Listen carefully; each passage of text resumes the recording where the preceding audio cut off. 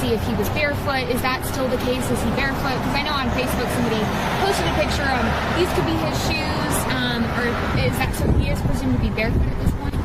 What I can say is that his mom says all of his shoes are accounted for at the house. I'm not going to say that he's barefoot. All right. Allegedly! Hello everyone and welcome back to my channel. This is Lady Freedom here coming at you with another raw narrative. Here's a brief disclaimer for tonight's show. Let's watch. That's ignorant!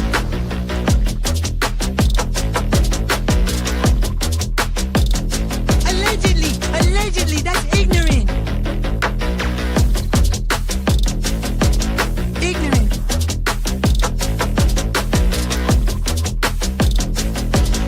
Judgment, Ashley. Chloe, you read my thoughts. You've got the shinin. You mean shining? Shh! You wanna get sued? Judgment, Ashley. You just use that shin of yours to call me and I'll come a running. But don't be reading my mind between 4 and 5. That's Willie's time. Hey, yo, boss. I love it when he does that.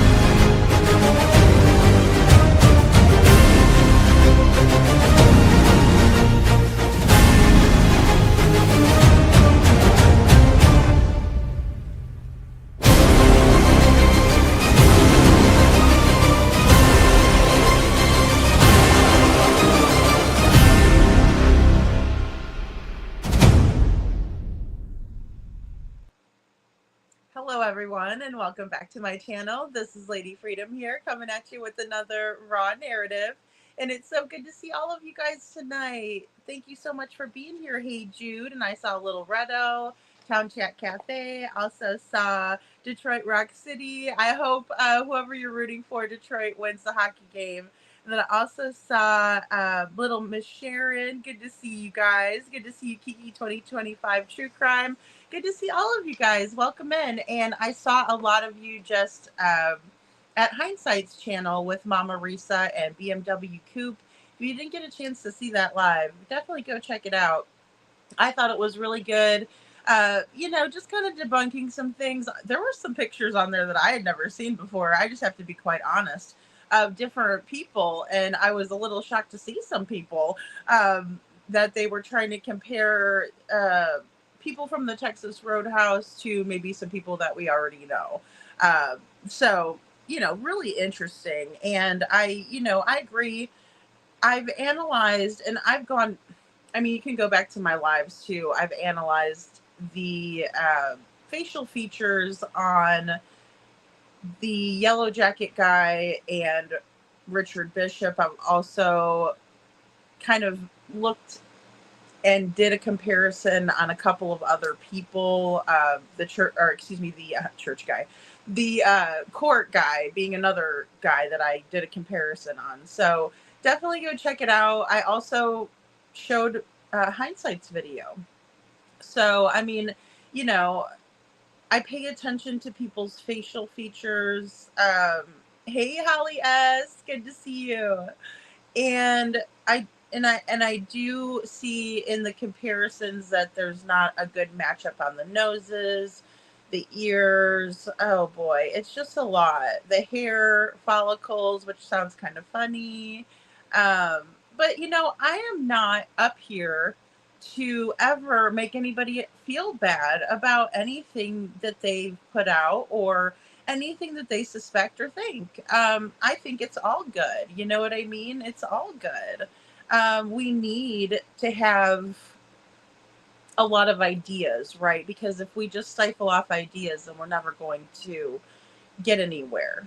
And it's really not about who's right, which of course we all like being right, right?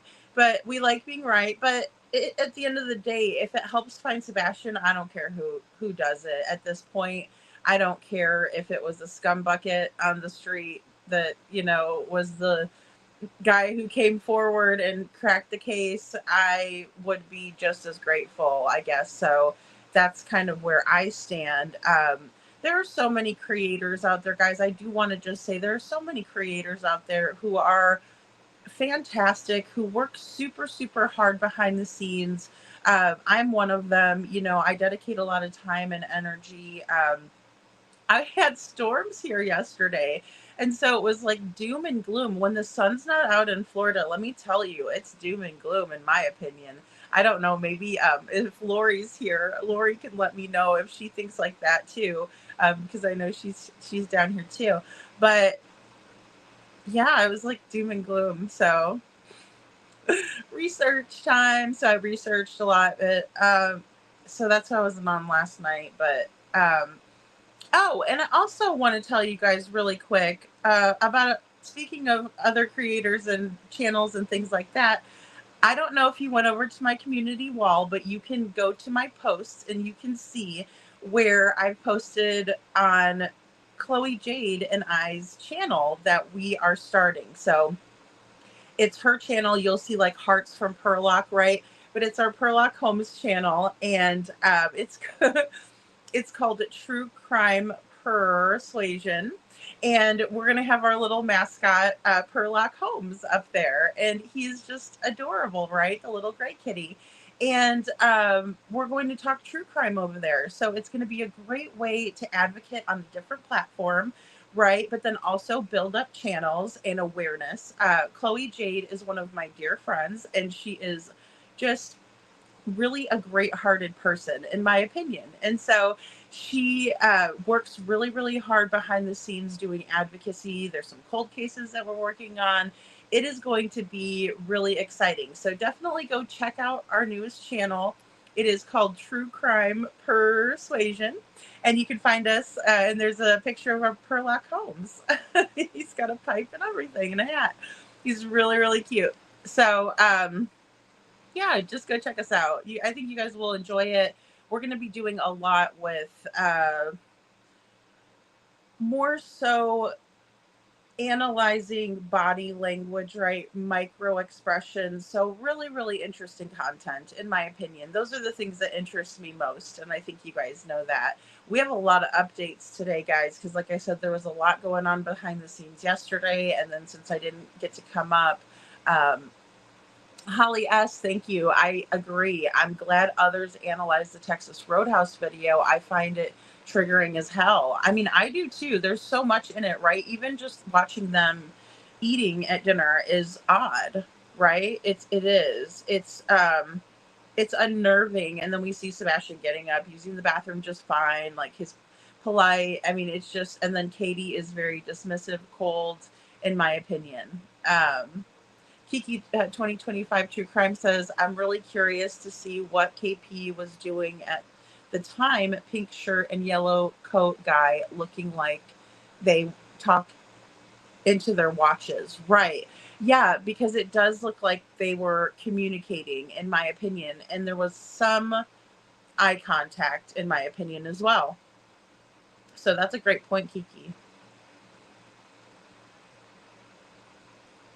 The guy at Hong's house, I suppose Little Miss Sharon would have been Richard Bishop, I'm guessing, because I thought that they identified him as such. But I could be wrong about that. I did not follow too much of what was going on with Hong. I was hoping for the best for him. Of course, I don't wish any bad on anybody, but yeah, the picture of him like standing in front of Hong's house on the camera. Um,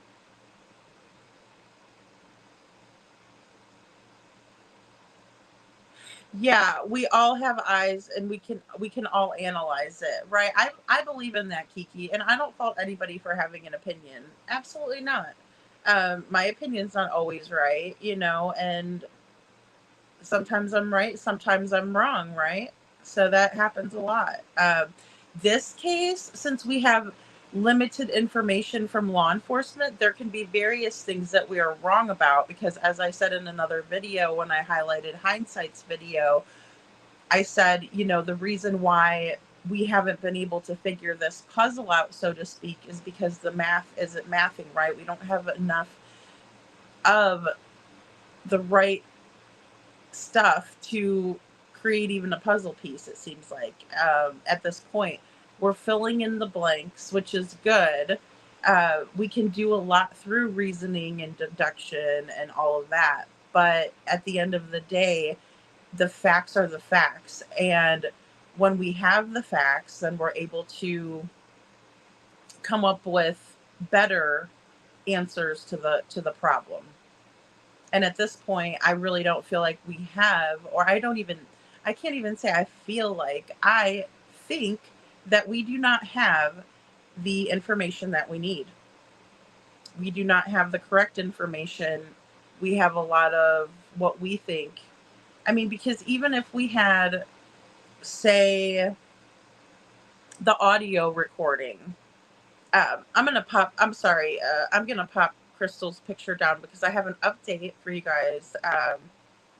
It's something I wanted to share just to clarify, but let me go ahead and we'll get this one up. Or we can put this one up. There's Sebastian's cute little self, and his folks are acting like it's like, a walk in the park. Oh, his dad, Seth, isn't, but his stepdad and his mom are. Excuse me. So, but, yeah, let's go over. But if they had audio from that day, I'm here to tell you, I would have that over to my daughter's father as quickly as possible. He would have had that information lickety split, no questions asked. He would not have had to ask for it. It would have been like this. Here is the footage from our son taking the trash out. Here is the footage from our son coming home from the roadhouse because I had some device in there that was recording. Here is the Life 360 on Sebastian's phone. Oh, wait, Sebastian's phone, we don't know if that was with Sebastian or not that day. I think that's still questionable. Sorry, guys, I must have lost my place. Hey, Denise Harris, good to see you. It's okay to be wrong, Little Red. It takes a lot of wrong answers to get to the right one, always, right? Michael Jordan's famous quote, and I'll probably misquote it, but it's like, I fail, I fail, I fail, I fail, and then I succeed, right? But there was like a bunch of fails in there before he succeeded, right? That's Michael Jordan. You have to shoot the ball a bunch of times to get as good as he ever did. So, if he could ever get as good as he is. But Lil Redo says, Lil Redo, I just read that. But, my point is that you have to go through a lot of wrongs to get to the right.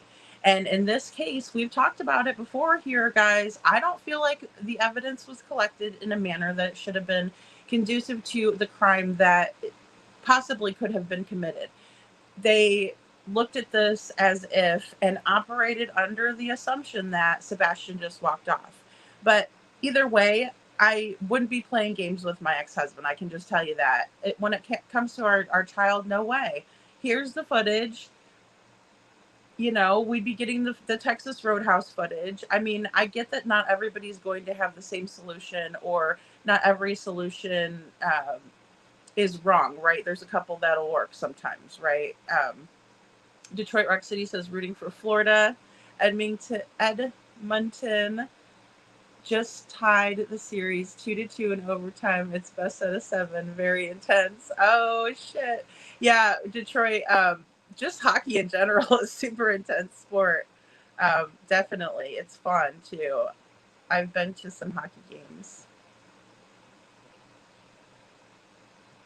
It's been raining all evening, Kiki. Yeah, it stopped raining finally. It was like, thank God, because like, I don't know. I'm so used to it being so nice, and then all of a sudden it was raining all the time. I'm like, oh.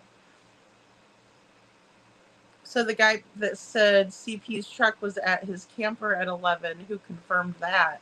I suppose it was his coworker or his boss, or, but he apparently it was confirmed by Heather Cohen, the original PI that was working with Seth and Chris and Katie. I mean, at that point they were attempting to work together, but of course it didn't work out that way.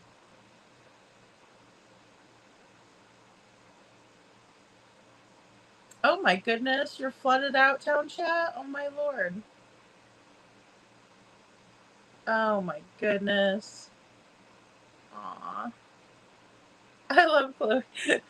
Me too, Kiki. She's sweet and smart, and it's going to be a really great channel. You guys are going to love it. Lil Redo says, everyone who cares about Sebastian, the non-hate channels, no matter what we think about who is who, just keep his name out there. Yeah, Lil Redo, I have to second that. We have to keep his name out there. We have to keep sharing his flyer. We have to keep analyzing these things, and we have to keep the public interest alive. As YouTubers that are trying to help out the situation, that's what we do, right? As the YouTubers that are trying to help find Sebastian and have it in their hearts that they want to get Sebastian back to his family, that is what we need to be doing, right? And speaking of which, the letter writing campaign is still on, right? Um, we have to be doing those things and reaching out to these different places and letting them know, hey, we're here. This is Sebastian. This is what is going on. Whatever your theory is, that's a really great way to blow off some steam and get your theory to the right people. Ginger ale. So, I mean, just think about it. Just think about that. And it doesn't take a lot. If you're not good at letter writing, you can always get on X. I know X can be kind of a crazy place, but, just ignore the bad stuff. There we go. Yeah, hey, Jude. That's what I'm talking about. True crime persuasion. There it is. Get it, guys. We have like 100 subs. Okay, so I'm excited. You guys will love it. And Denise Harris says cooked red salmon crochets with cilantro, lime rice. Yum. That sounds so good, Denise. That would be really good. I bet our kitty would like that too. Town Chat Cafe says that cat looks like my foster cat Finley, aka Finn. He is the Texas king of the hill here, and and him and my 3 small dogs get along really well. Aw, that's so cute, Town Chat. I love it. Finn, the king of the hill. Hey, Meow. Speaking of Meow. And Lil Redo says, I really want to know why LE had no plan to ever release the Texas Roadhouse video. That's such a good question, Little Redo. I mean, why wouldn't they? That's my biggest question, is why wouldn't they, right? Because here's the thing. It's the last footage of Sebastian in public. If we're to believe that Sebastian went from the Texas Roadhouse to his home and took the trash to the end of the driveway, as we've been told. So I think it's super important. I also think it's really important to see even footage from the Strike and Spare, right? The indoor arcade. I think that's important. If the public doesn't particularly maybe need to see that, but I think it would be something that Seth would need to see. Hell, if my child went missing, it would be the last piece of your child that you would have of them, right? Of him walking around doing things. I don't know. I just, And that's why my heart goes out to Seth, because I just can't believe that they're not doing better. Hey, Baba Rose, good to see you.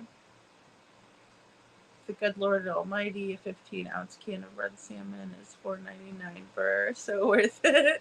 Denise. Yay! Thank you, little Miss Sharon. Yay! That's so exciting. I'm so excited. So another thing, hey Meg, good to see you. So another thing that was really exciting that happened today in the Sebastian Rogers case, in my opinion, that I heard of, was this little ditty that Chris is worried about this protest. And I was going to pull in the whole post, but I didn't have a time to grab it, guys. So I don't know. It's the Gallatin Police Department, though. Public notice regarding upcoming protest in Gallatin. The Gallatin Police Department recognizes that constitutional right. Sorry, it's so small and it's purple there, so it's messing with my eyes there. So let me start over. The Gallatin Police Department recognizes the constitutional right to peacefully protest and assemble. However, all participants must do so in accordance with local laws and regulations to ensure the safety of everyone involved. So we all know about these crazy riots that are happening in LA, and just really intense, I guess these people are just very passionate, but in the same way they're acting silly. This is not what we're looking at for the Gallatin protest, in my opinion. But it's still a little bit early because it's just being planned. To my knowledge, there's not been a date given. And so they're saying we want to remind those planning to participate in the upcoming protest of the following. And it starts giving off some things. So apparently face coverings are going to be prohibited, right? Because obviously, people can't see you then, and things of that nature. But it's okay if the yellow jacket guy wears that in the restaurant. I mean, no, I'm just kidding, guys. I gotta be snarky about it. And it's also, not lawful to wear the face covering in public. So that it goes on to talk about that. So if you have one of those, you'll be asked to leave. Also talks about backpacks and things like that, right? Because they're worried about people I don't know, being nuts. I mean, anything could be in a backpack if they can't see through it or whatnot. And then, of course, you're not to obstruct the public buildings and all of that kind of stuff. And then violators will be subject to enforcement action.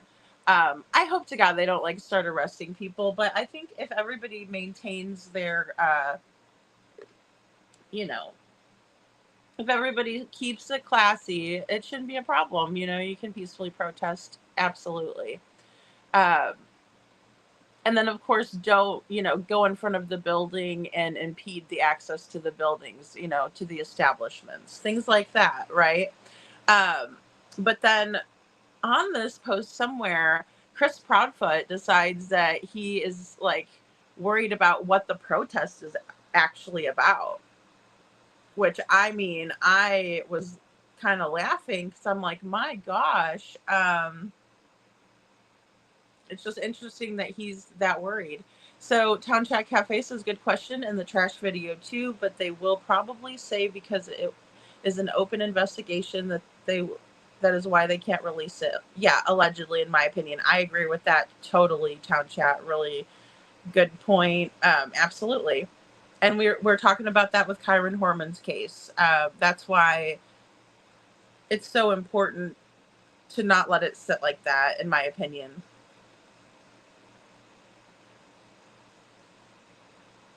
I love you too, Denise. And Meg says she could be, she could not be. It's going to take some work to find out.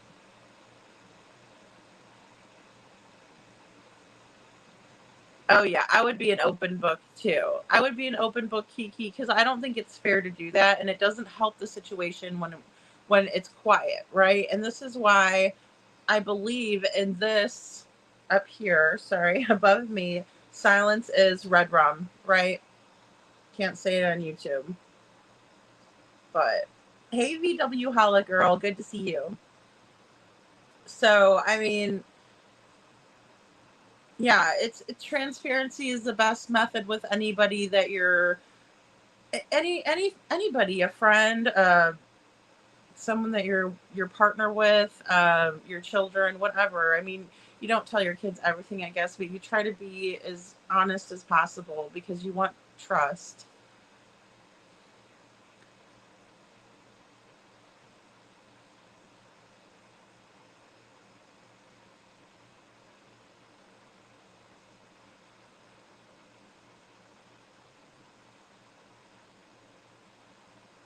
Well, and that's another thing too, Little Redo, and that's the contamination of the crime scene. And it was professionally cleaned before they came back to collect the evidence.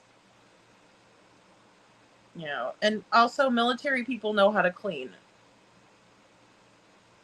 Oh, Detroit says Lori Daybell was found guilty today. 22 minutes for the verdict. She was smiling. Oh, Lord. Thank God they nailed that narcissistic bee again. I can't. I'm glad too. I can't believe they even had to go through a separate. Well, I mean, I guess she's just that girl. Talk about a lot of issues. Lori Daybell.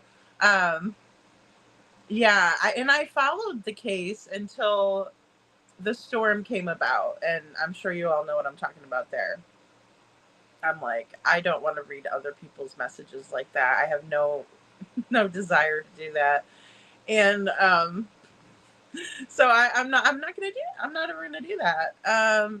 Little Red Assistant. Well, I mean, I did with the Kyron Horman, but those weren't even that bad. Like these ones with the Lori and Chad crap, that was, I mean, to the level of embarrassment that I would have to read those to you guys. I'll just have you guys read them for yourself, you know. StreamYard was a bitch. Denise. Little Red, sometimes StreamYard is that way. Meg says LA botched the case from the beginning, and that's why they won't ever hand it over or close it. They will leave it open so body cam footage and documents will never be public info. That is definitely one of my fears, and I think that is a very strong possibility. And then they don't want to give it over. It's really strange. It's really, really strange. Yeah, absolutely. She deserved it. She deserves it. And I'm not surprised she wasn't laughing. Like, you know, that's the thing.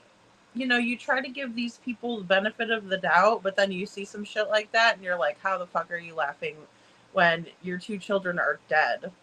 Like, I know that that's not what this trial was for, but still. Hey, meow.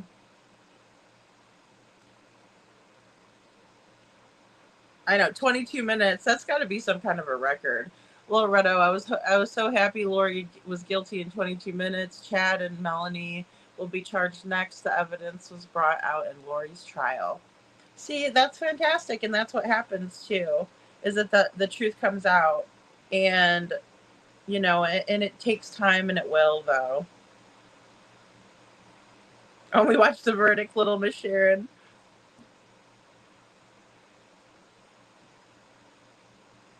You're flooded out too, Denise? Oh, man.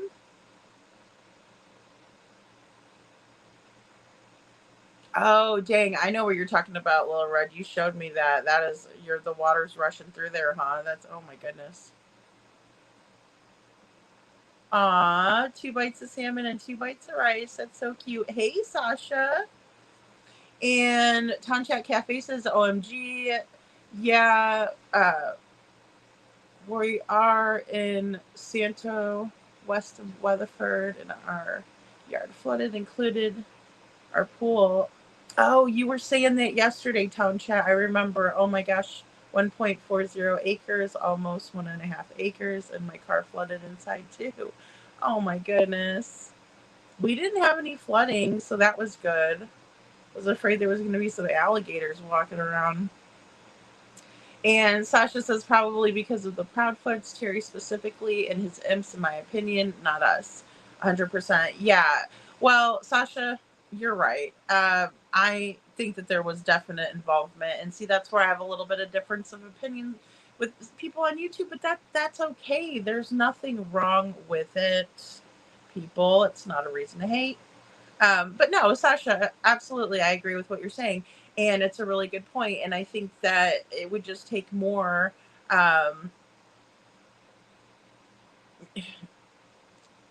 just think that it would be more people involved than just one. Like, in my opinion, Katie. Obviously, I look at Katie because she was the last one with Sebastian. It's just a protest to get awareness about Sebastian and that we want answers. I'm assuming, Little Reddo, and I don't want to like quote Betty exactly, but definitely go check her video out, and she talks about it. I don't want to quote her exactly because I'm not sure, but I'm assuming that's what it is. She definitely said, please make sure that everybody's respectful, right? Everybody is peaceful, because that's what we believe in, because it is our constitutional right. And it's something that is, I think that if more people exercised it in a peaceful fashion, we could see that more often. And I don't mean to sound like a hippie from the 60s or 70s, but I think that it's important that we get together and gather and show our voices and make our voices heard for Sebastian, because he doesn't have his voice. We don't know where he is, you know? Hey,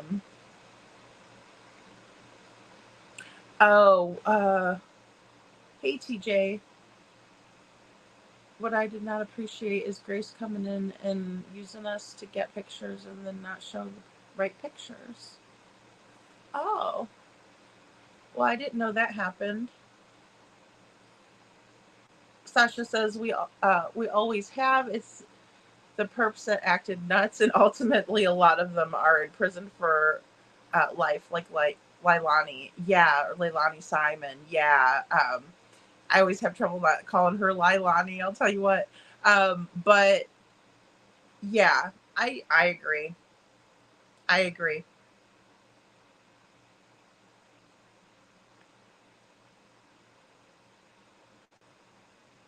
I just can't understand why Chris and Katie Proudfoot haven't been arrested. Well, and I thought it was so powerful when Desiree Young, Kyron Horman's mother, said, I just expected them to just, get Terry right away, and that's just not how it works, right? They didn't, and that's not how it works. And it is so frustrating, especially when we think, wow, we have this circumstantial evidence and things are pointing toward, obviously, just through deduction alone, some of the statements that have been made.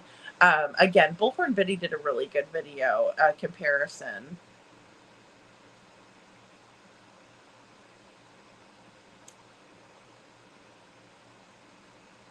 I would like to know if Seth could tell us if Sebastian closes his door at his house when he goes in his bed at his house. Is that normal thing at KP's house, or is it just that night? I think that's a great question, actually, Town Chat Cafe, because I think teenagers are more likely to do something like that than a younger child. So I don't know that I would find it to be odd, but I also think that it could give us a little bit more insight to maybe the dynamics. But yeah, I'm not sure about that, because I don't recall him saying anything, honestly.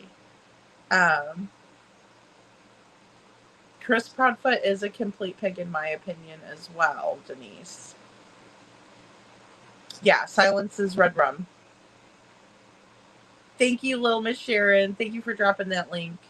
Sasha says, are these weirdos ever going to clear Seth? It's really odd at this point. Well, and that may be another call to action for the protest, clearing Seth so he can get the resources that he needs to try to find Sebastian. It's really, really important, in my opinion. Because at this point, he turned in all of his receipts, right? Like he said, I was at a place where I actually have to go in with the badge and be let in. It's high security, higher security than most jobs. But I mean, really any job that you have nowadays, you're on camera, right? If you work at any establishment, most of the time you're on camera, unless you're in an office setting. Sometimes offices have cameras too, though. I mean, just kind of depends. Just kind of depends. So,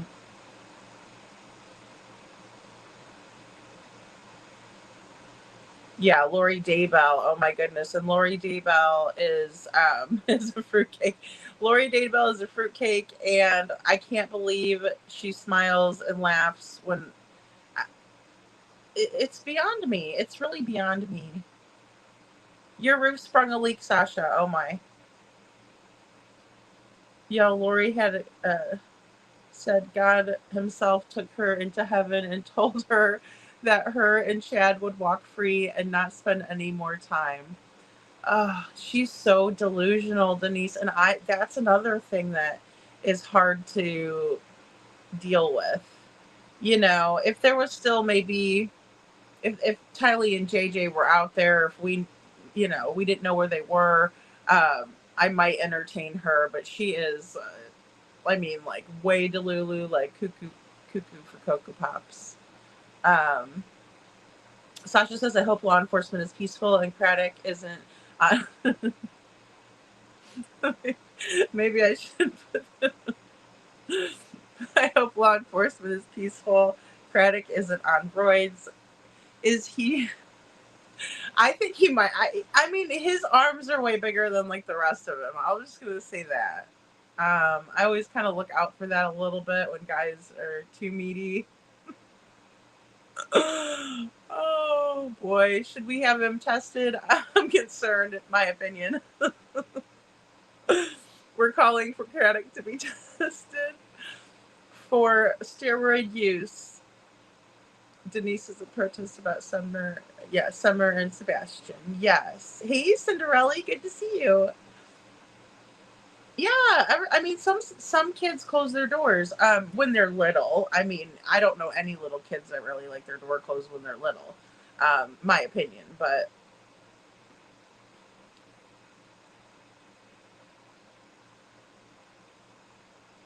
well, it's you know, and for him to be a teenager, he might have wanted the door closed for privacy. He did have to live with Chris Broadfoot some of the time, so I mean that was another reason why he might have wanted privacy. And then also with a boy and a mom, maybe he wanted privacy there too. Yeah, well, Lil Red, that's the problem, is that I feel like they're keeping it open because they don't want to tip anybody else off. And so why clear Seth if, yeah, I mean, that's just my opinion.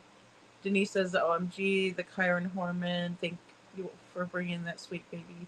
Yeah, of course, Denise. I was following Kyron's case, and I'll tell you, I just can't believe it had been 15 years. I know I said that before, but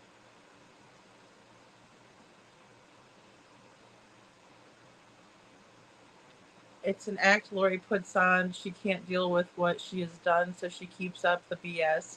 It was all in the name of Jesus. Oh my God. It's so weird, Lil Red. That's another thing, too. I feel the evil on that case. You know, and it's like she's right where she should be, and I don't even want to give her any more, like, whatever, clout or whatever. Meow, hello. Loves to chew that gum fast. He does. He does. Well, and he seems very unpredictable and annoyed. We're gonna watch this other officer tonight in the case of Travis Decker. Now, obviously, they found the girls, right? And so they have the evidence. The autopsy came back. Homicide was ruled, suffocation being the cause because of the bags. Megan L says, I'd like it if Craddock took a polygraph. to see if he knows what happened to Sebastian. 100,000 million bajillion % on that. Hey, Hope Floats, good to see you. I want Nancy Grace to set it up. Oh, yes. Wouldn't that be delicious? I would love to see that too.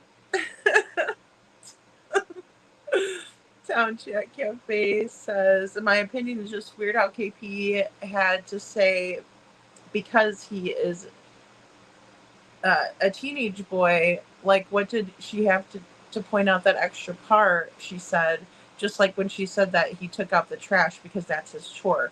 He takes the can to the end of the driveway. Yeah, exactly. And yeah, that's always been something, and that was added in that takes the can to the end of the driveway. Also over explaining, right? I agree with that too. Putting in that extra part because he's a teenager, and she said that I will say too, Katie's made innuendos about Sebastian being alone by himself and her not wanting to know what he's doing in there. Right? I mean, on a couple of occasions. And then also she didn't go check on him. She just said, I don't know what you're doing in there, but go to bed. That's always been her statement, you know. She's very adamant about that. And she also told that to Heather Cohen, right? Yeah, the hitchhiker, or the hikers. So apparently Detroit says what happened with the hikers seeing the father of the little girls. They said he ran away. Yeah, so there were a couple of sightings that led to a specific area that they were targeting and honing in on. And I'm going to show you guys a clip. It's interesting, Detroit, because, you know, of course, there's this huge manhunt out on for Travis Decker, the father of the 3 little girls. And, you know, they spotted a person. What it was they spotted this person. This person was supposedly, I guess, for lack of a better way to say it, didn't look prepared for the elements, or didn't look like someone who was like out there on vacation hiking, because they have a lot of people that do that in the area. And so that was part of it, and that's why someone called him in. But they're not sure if it was him or not. They're thinking that they're zeroing in.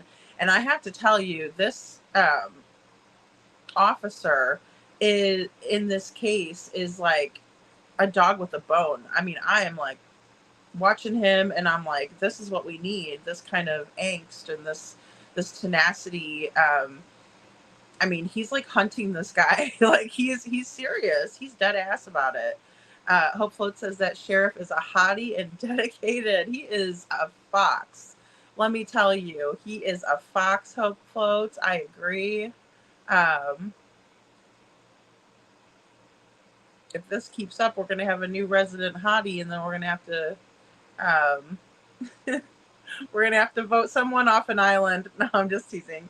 Megan Nell says, Hope, the Decker sheriff. I can't even say it. If so, yes, he is. He is. We're about to watch him. Hey, Astrology for Mystics with Jen. Good to see you. Good to see you. Yeah, Dang is right. So let's see. And she never told Sebastian she loved him back in all the times that she tells the story. That part was really strange, right, Meg? Because you would expect her to be like, good night, mama, good night, puppies. I told him good night too. You know, I gave him a kiss on his forehead. You know, he's a boy. He's a teenager. I get it, you know, but I gave him a hug. I mean, wouldn't you cry if you never gave them that last hug? Like, if that was really the last time that Katie saw Sebastian, wouldn't that be like the most horrible memory ever? It would be for me. Never to see my daughter again, never to see my son again. I don't have a son, but never to see them again. No, it doesn't add up. and that Chris was not home, you know, but Chris, when he's telling the story, it seems like he was there and all about it. I mean, it's weird. It does beg the question, does Sebastian Rogers sleep with the door open? Yeah, and I do not recall Seth ever saying heads or tails whether he does that at his house or not. I do know that Sebastian feels more comfortable, according to Seth, at his house, and I believe that to be true. Crap pop. Because if Seth says Sebastian absolutely does not like the door shut when he is sleeping, then that's a problem, because the excuse KP used is out of line then, because the door would be open. Well, that's true. If Sebastian absolutely unequivocally did not sleep with the door open ever, door closed ever, I agree with you, Sasha, because that would be a red flag, right? I mean, par for the course with Katie and her lying, but in my opinion. But in the same way, sure, because if it's definitively no, he doesn't ever sleep with the door closed, I agree with you there. You know? That woman is emotionless, Jen. That's another problem I have. Absolutely another problem I have. I hope and pray they find Travis Decker too, Denise. I believe they will, just because of how dogged they are. Yeah, because he doesn't have to say, yes, sir, Mr. Seth. Exactly. He can feel comfortable. He could go and get a snack without feel like he's rummaging through and, you know, different things. I agree, Meow.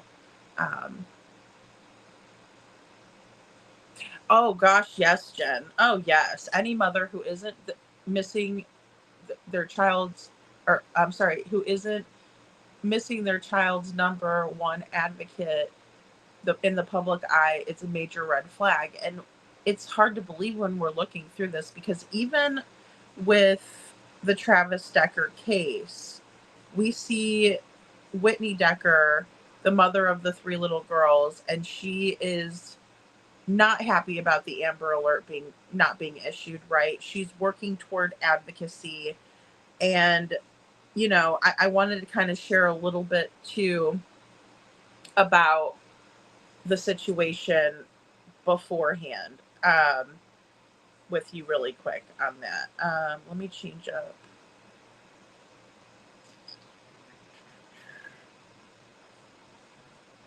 Our background. Okay, here we go. And there's Travis Decker. He's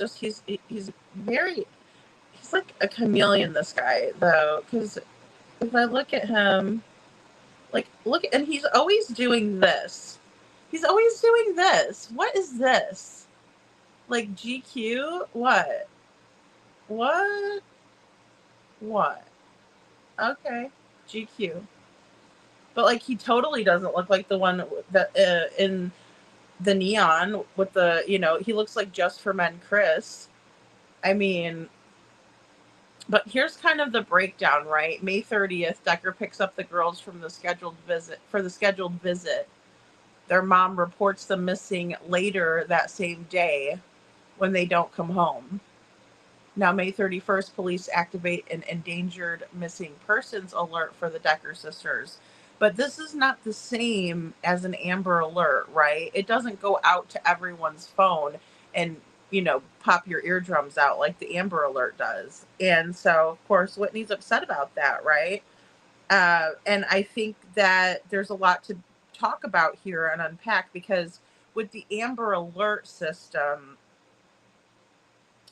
not being initiated in this case, it's going to really take, and I said this before, the autopsy results where we see an actual estimated TOD, right, for the girls. And then that way we can figure out whether an Amber Alert would have been fruitless or not. It wouldn't have mattered if he picked them up for the scheduled visit May 30th, and then he took them right out there and hurt them. Now, had they camped out the first night, that's where we're going to have an issue. I think it's an interesting concept where if we were inundated with Amber Alerts, then they would lose their luster, right? People would most likely try to figure out a way to take that off of their phone. Some people wouldn't. I wouldn't, but some people would. And so definitely something interesting there. But it took them June 2nd, they finally found Decker's truck near Rock Island Campground. After searching the area, law enforcement found the bodies of the 3 little girls, Paityn, who was 9, Evelyn, who's 8, and Olivia, who's 5. Right? And this is kind of the area we're dealing with, right? The manhunt for Travis Decker. Chilean County, we also have other areas surrounding that county. Very, very close to Canada. Wenatchee Park was where they were originally. Now, kind of just to show you here, Chilean County Sheriff's Office media release update, and this is going to be from June 10th, 2025. Tracking teams believe they are on Decker's trail. Community support and tips are still needed. Law enforcement have tracked a subject believed to be Decker into the Bullet Pass Highway 97 area. We are asking for the public, especially those who live or have cabins in the area, to remain highly vigilant and report any suspicious activities. They were also asking people, do not pick up hitchhikers, and also make sure that your supplies are secure and that no one's able to get into your supplies. And, oh, this one's going to be for later. Okay, but I wanted to come back to this one too. Let's see. Okay, so here we go. The parenting plan provided by Whitney, who is the children's mother, specifies the visitation hours and discusses holiday and birthday considerations, right? So that's any parenting plan. You try to figure out, when you're going to have the kids, when your ex-spouse is going to have the kids, right? Notable concerns are reasons putting limitations on parenting, showing Decker has neglected his parental duties and has a long term of emotional and physical problems that can get in the way of his ability to parent. The plan also notes details about access to the children and ability to talk with them via cell phone when needed.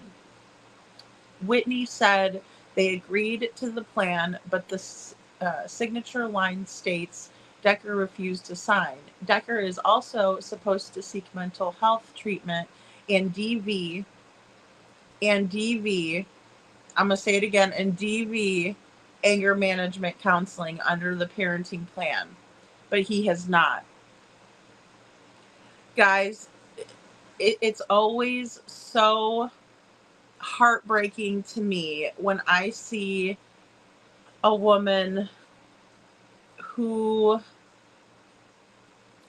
still won't say anything bad about this man, even though he obviously was abusive to her. DV, anger management counseling, was suggested. It was suggested. Okay? So, but also, Travis Decker was homeless. He was living at the Armory for a while. There was an incident allegedly where the girls were sleeping over at the Armory, and in the gym they were playing, and one of their little fingers had gotten caught in the gym equipment, right? Some of these things have pulleys and weights and stuff, and their finger got smashed. It's not the end of the world, right? It's a finger, she didn't, she was hurt. They were scared. And, Whitney didn't like the girls going and staying overnight at the Armory because there were a lot of transient individuals there. There were a lot of people who, probably had sketchy pasts, they were homeless, men that she didn't know around her 3 daughters. And so, she went ahead and brought this to the family court, and she has a lawyer. And it says, with a continued concern about the lack of communication from Decker, I met with Whitney at her parents' residence in Wenatchee, excuse me. I knew I was going to mispronounce that. Her residence in Wenatchee to get further details. Whitney explained that she and Decker were married for about 7 years, but have since been divorced for a few years. She explains that the divorce was civil, and initially Decker had housing and was allowed overnight visits. However, when he lost housing, the parenting plan was readdressed to accommodate that accordingly. Whitney denied any domestic violence during their marriage, but did mention moments of power and control he used. That's domestic violence. She provided the examples of randomly leaving or walking her up by screaming at her in the middle of the night. She also said near the end of the marriage, he was diagnosed with borderline personality disorder that she believes he currently does not take medications for. Okay, and medications aren't the end-all be-all for that, but, in the same way, obviously he had major mental health issues, in my opinion. Guys, domestic violence is screaming and yelling. Domestic violence is being an incorrigible asshole. Domestic violence is controlling you, being possessive. All of that, it encompasses domestic violence. So, my heart goes out to Whitney. My heart goes out to Whitney. $20,000 reward for Travis Decker. Hey, Laura, good to see you. I'm glad you're here. You're not late. It's just fine. We're doing a mix-up. We're doing a mix-up of updates and cases, and glad you're here. Tonchat Cafe says, Lady Freedom, do they know if the truck door was left open when they found it, or was the door closed with the dog still inside the truck? I was reading through some of the documents, and I'm not exactly 100% sure, but I do know that they did find the dog, and that dog is at the Humane Society. His name was Chinook, and I hope I said that right. Look at Travis. That's supposedly Travis Decker back there, guys. Just so you know. Get a good look at that guy, because he looks different every single picture I see him in. Every picture I see him in. I need to do a comparison. GQ, the whole nine. Okay, so let's watch this first clip. I'm sorry, I wanted to get kind of through all of that because I wanted to kind of give you all a backstory if you're not familiar or as familiar with the case. And our new hero, this is the sheriff who is looking for Travis Decker. All we need is one mistake and one day to go in our favor, and he's going to be in our custody. So I hope he's watching. I hope he knows that we haven't given up, but you got to be perfect every single day, Travis. No, Steve, here in Wenatchee, officials say that they are shifting strategy in their hunt for Travis Decker. They're not stepping back, but they're zeroing in, and tonight they have one strong message for him. After days of boots on the ground searching and aerial sweeps over the rugged wilderness, the Chelan County Sheriff's Office is taking a new approach. You will not see the amount of resources that we have had out there, but you are seeing a different element of our approach as we continue to track down Travis, following leads. Sheriff Morrison says his department will focus on preparing a case against Decker that will be ready to go when he is found, while allowing U.S. Border Patrol to take the lead on field operations to locate him. But officials say the mission is far from over. Law enforcement says they've been closing in on his whereabouts after a tip from a hiking group led to a possible sighting near Kolchak Lake. A helicopter spotted that person, but the sheriff's office said they ran immediately. That sighting, though, has prompted renewed tracking efforts between Ingalls Creek and Eagle Creek. We have found items that are of interest to us that perceive that it could be Mr. Decker. We've also continued to follow up some of his friends and family, and we believe that we're closing in on his trail. Those living near that area say they've been constantly on alert. A lot of concern, I guess you would say, for bringing this guy to justice, and also just, knowing that you got to lock your doors and be a little bit more on the safe side is, I don't know, it's pretty quiet up here. Thank you all for coming this evening. My name is Sergeant Joe Eaton with the Wenatchee Police Department. I'm the Detective Sergeant. I'm also a PIO for our agency. This evening, Sheriff Morrison with the Chelan County Sheriff's Office and Chief Jerome Brown with the U.S. Marshal Service will be providing an update on the ongoing investigation involving Travis Decker. At the conclusion of both of their updates, they will be available for about 5 minutes for questions. And with that, I'll welcome Sheriff Morrison. Pay attention, Sheriff Craddock. This is how a press conference is supposed to work. It's called transparency with the public and letting us know what's going on. This is how it's done. Let's watch. Thank you, Sergeant. Good afternoon, Chelan County Sheriff Mike Morrison. Again, appreciate all you being here, paying attention. I want to start off as we have in the past, just making sure that we're remembering why we're here. That's for Paityn, Evelyn, and Olivia. Their memories continue to motivate us, continue to inspire our agency to seek justice and be their voice.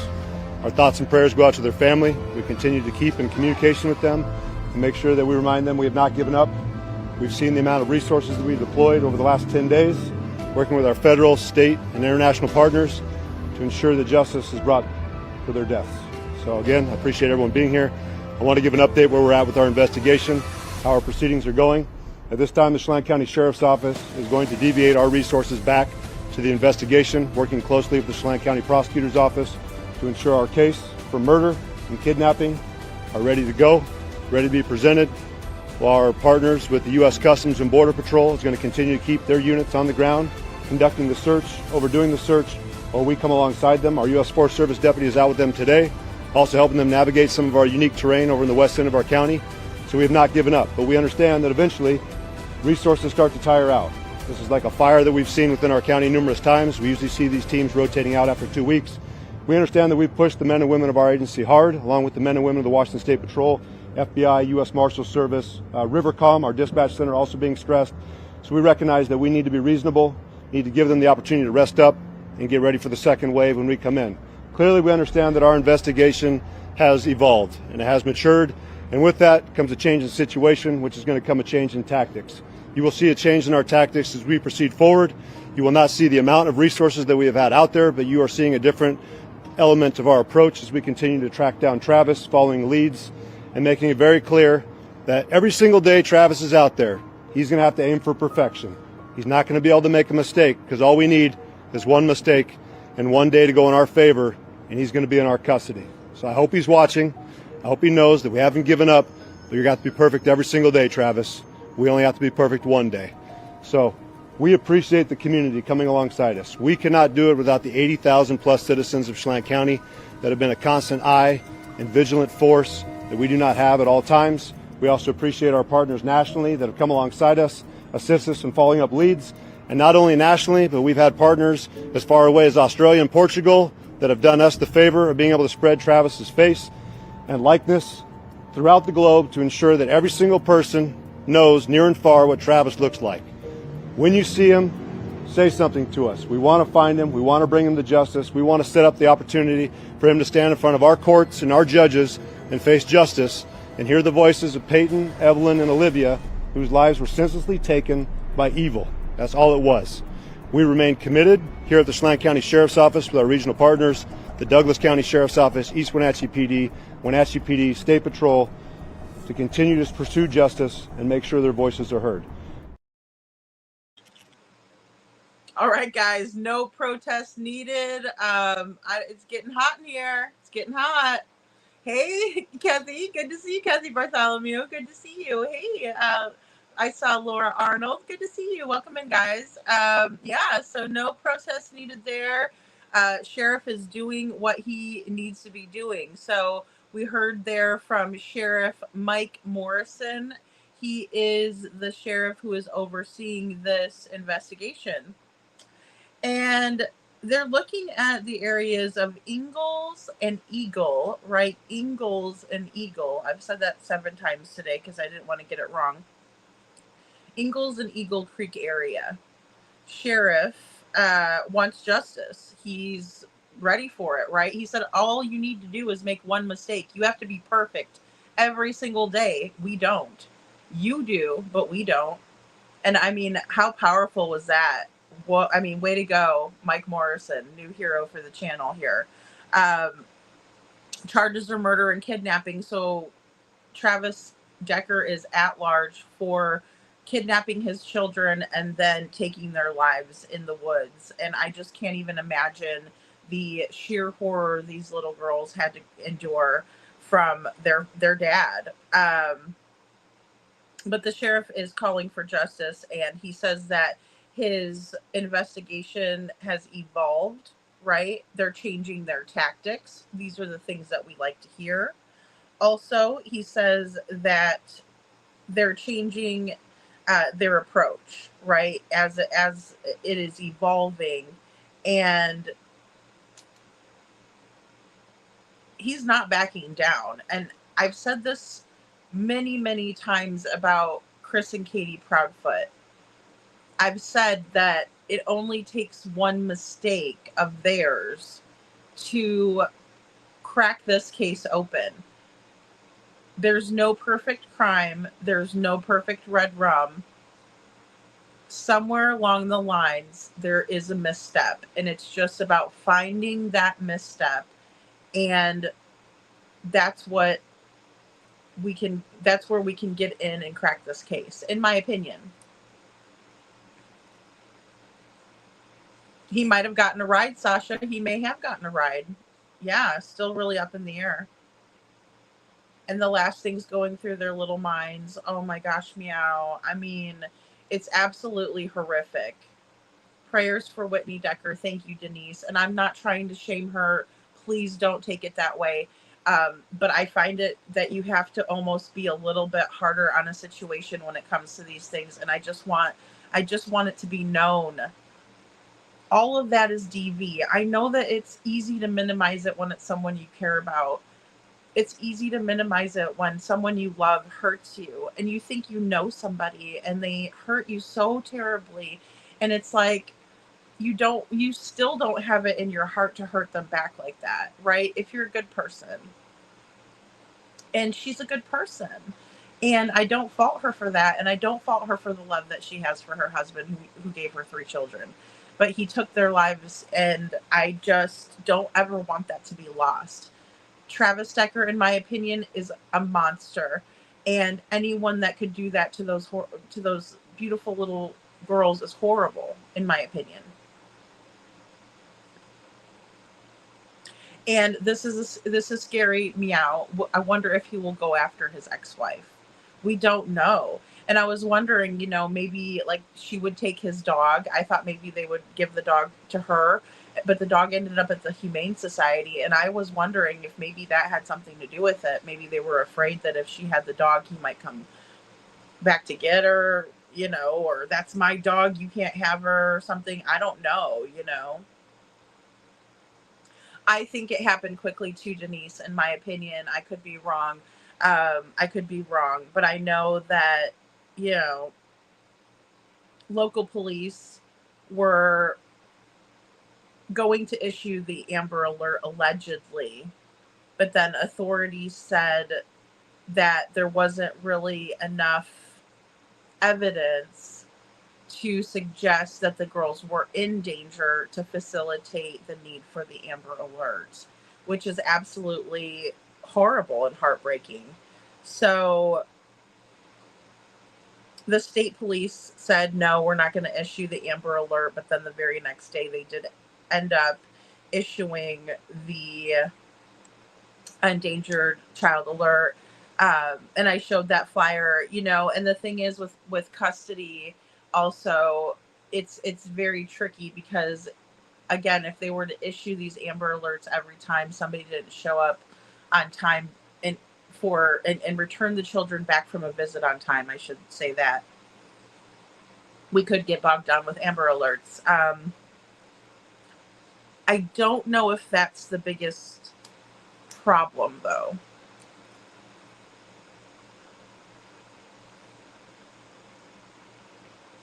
I was thinking towards Canada too, Town Chat. Detroit Rock City says, not any dollar amount will ever replace those 3 beautiful babies. How does he think that poor mother feels? He's disgusting. I agree. And the more that we learn, the more that just leads me to believe that this was a cold-blooded, calculated murder. Meow says mine only gets to see our twins the second and fourth Saturday each month for 6 hours only. Yeah, and and it's important to keep up on how the other parent is doing. Thanks, Meow, for sharing that. Because here's the thing about Decker, he was declining in such a way, losing jobs. He wasn't keeping his jobs. He wasn't finding the mental health he needed. He was also allegedly homeless, living between his car. The girls would sleep in the car with him sometimes too. And it's really about the best interests of the child. So if somebody doesn't have a residence to bring the child to, then it's not fair for the child to have to feel unsafe, right, at all, because it is a feeling of not being safe when you're sleeping, or you're used to sleeping in a bed, but then you go to sleeping in a vehicle.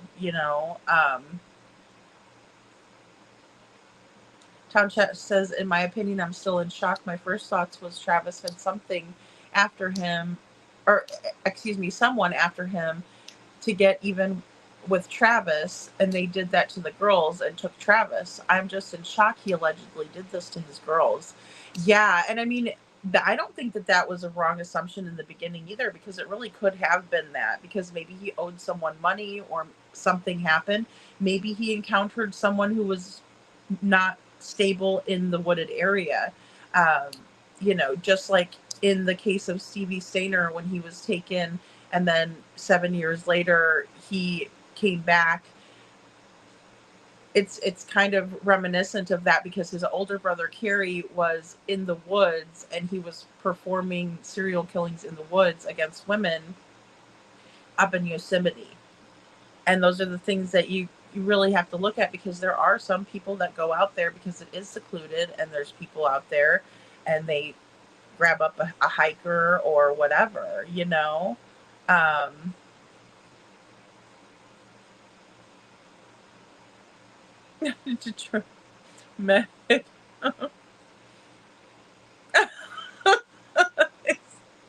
Town Chat, oh, behave.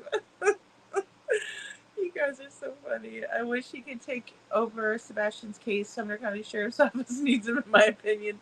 He does.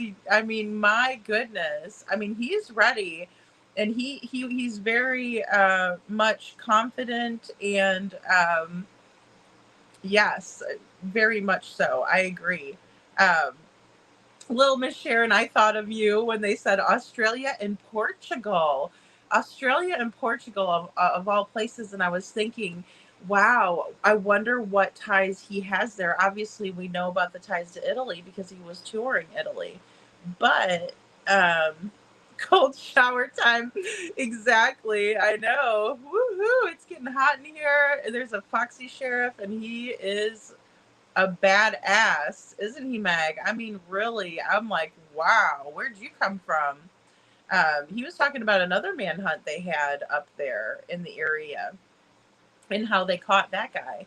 Hey, Carla, good to see you. Oh, one of my favorite people too. Hey, Carla.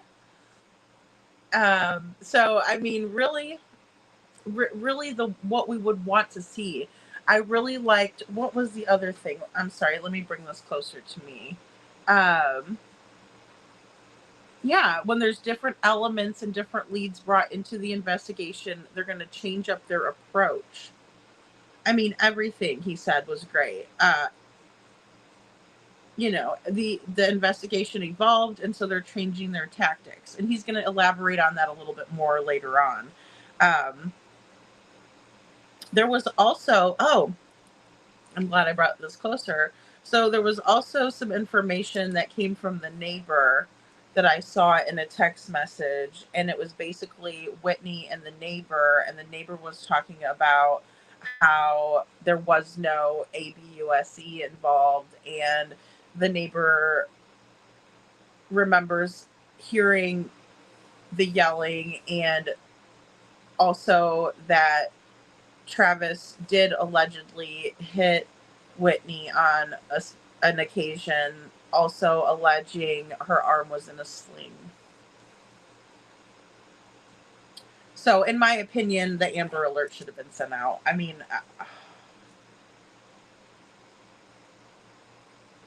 you know, and I mean, I know there's certain criterias that need to be met before they can actually do something like that. But I mean, in this situation, and I know a lot of times too, it can also seem like maybe the parent is trying to keep the kids away, like in a parental alienation type of a situation.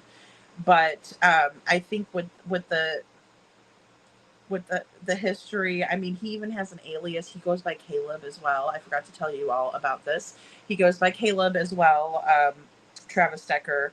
And I get it might desensitize people, and I'm sure there's law enforcement officers out there that would say, you know, that YouTuber Lady Freedom, she doesn't know what she's talking about. But I also think that, in my opinion, if he didn't take the girls right away, they could have been losing valuable time by not issuing the Amber Alert. And it's just so hard to know the right answer. But Town Chat says Megan Nels, he is he is confident and in control, a great public speaker, and has the time, unlike someone else who we know that doesn't have the time and likes to chew his gum. Shaking my head in my opinion. No, I'm glad you're here, Carla. I'm glad. Yeah, well, we know and then we have our resident gum chewer. Well, and I just think that, you know, and earlier in hindsight's chat, you know, Lil Redo brought up a couple of great points. One of them was that the lack of updates and information from law enforcement and clearing of people and, you know, letting us know what they think or giving us any information really, I mean, would be helpful. But it would also clear up a lot of the rumors. Another thing that I found to be interesting too is that I know that in the grand scheme of things, we might think that our YouTube family here in our true crime community is like, you know, everybody knows about us, but really they don't. And so it's so important for us to remember that sometimes people won't even know what we're talking about. You know what I mean? Half the time, if it's not something, if it's something that's obscure to the case. And I think that's very powerful. I mean, we watched that when we watched the America's Most Wanted. The panelists were a little misinformed on some of the bigger details in the case, and that's because of the fact that we're not as big as we think we are. That doesn't mean we're not powerful. It just, you know, putting it into perspective for us, you know.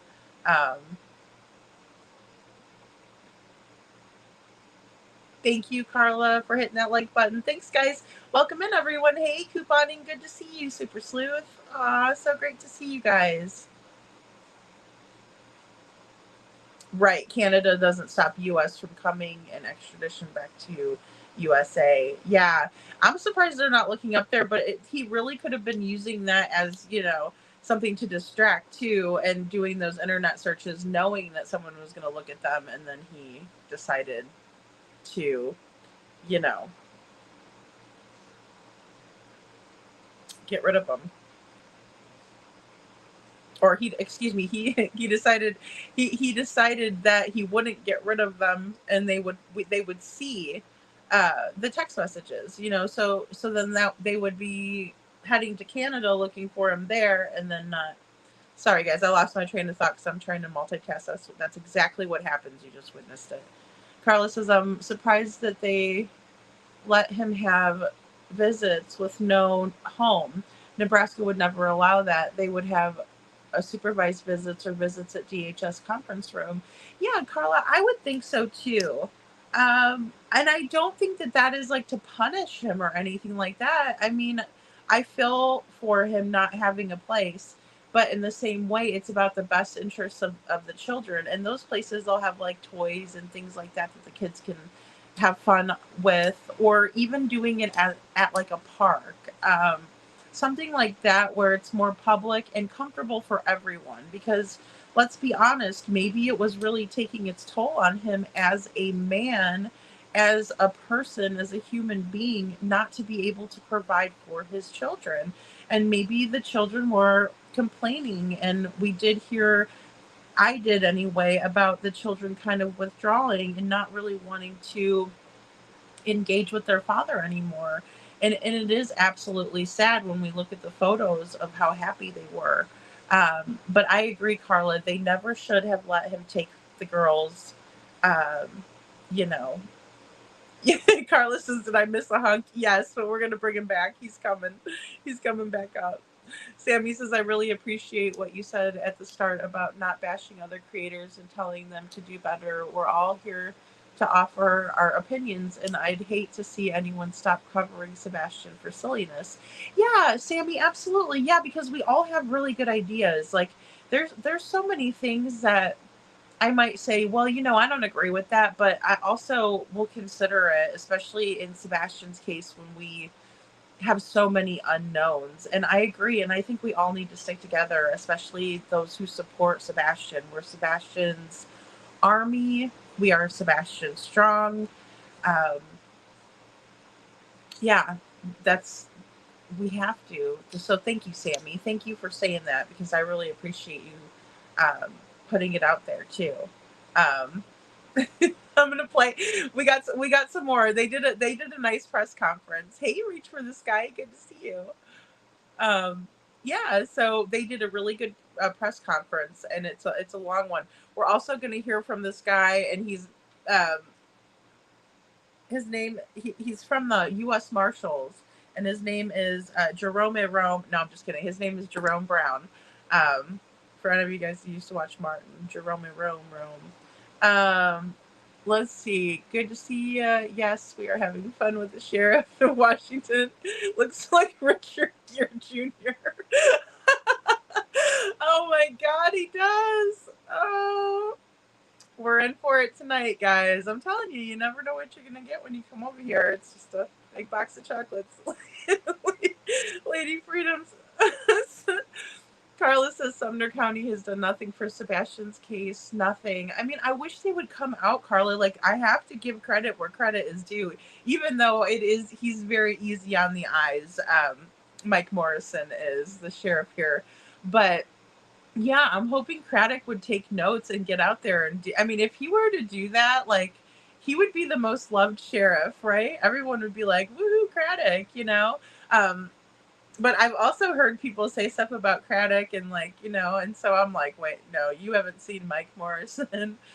Town Chat Cafe says, but in all honesty, I have to let y'all have him because I already have my own deputy sheriff. Aw, how cute, Town Chat. You're so cute. That's adorable. I love it. Yes. Everybody, there's a Sheriff Morrison out there for everyone. Carla says, we are powerful, and I see many video of you, lady, all the time. You're famous. Oh, yay. That's exciting, Carla. Yay. I'm hoping so. I need to do better, like, with getting out on TikTok and things, and that's what I'm working on too, more so. But thank you. I'm so glad. I hope I can stay in that algorithm. Town Chat Cafe says, I know it's so sad, in my opinion sounds like they already know what happened to Sebastian Rogers or where he is at. It is going to be interesting someday. Luke 8:17 is going to be known. Thank you, Town Chat. Yeah, and that's on the green banner that you made. I love those. I think I went to look in my emails. I bet you probably emailed me about that too. I need to go check that. Didn't someone say he had a girlfriend in British Columbia? So I kind of heard something like that, Detroit, about this girlfriend in British Columbia. Which, you know, I mean, narcissists don't usually stay single for very long.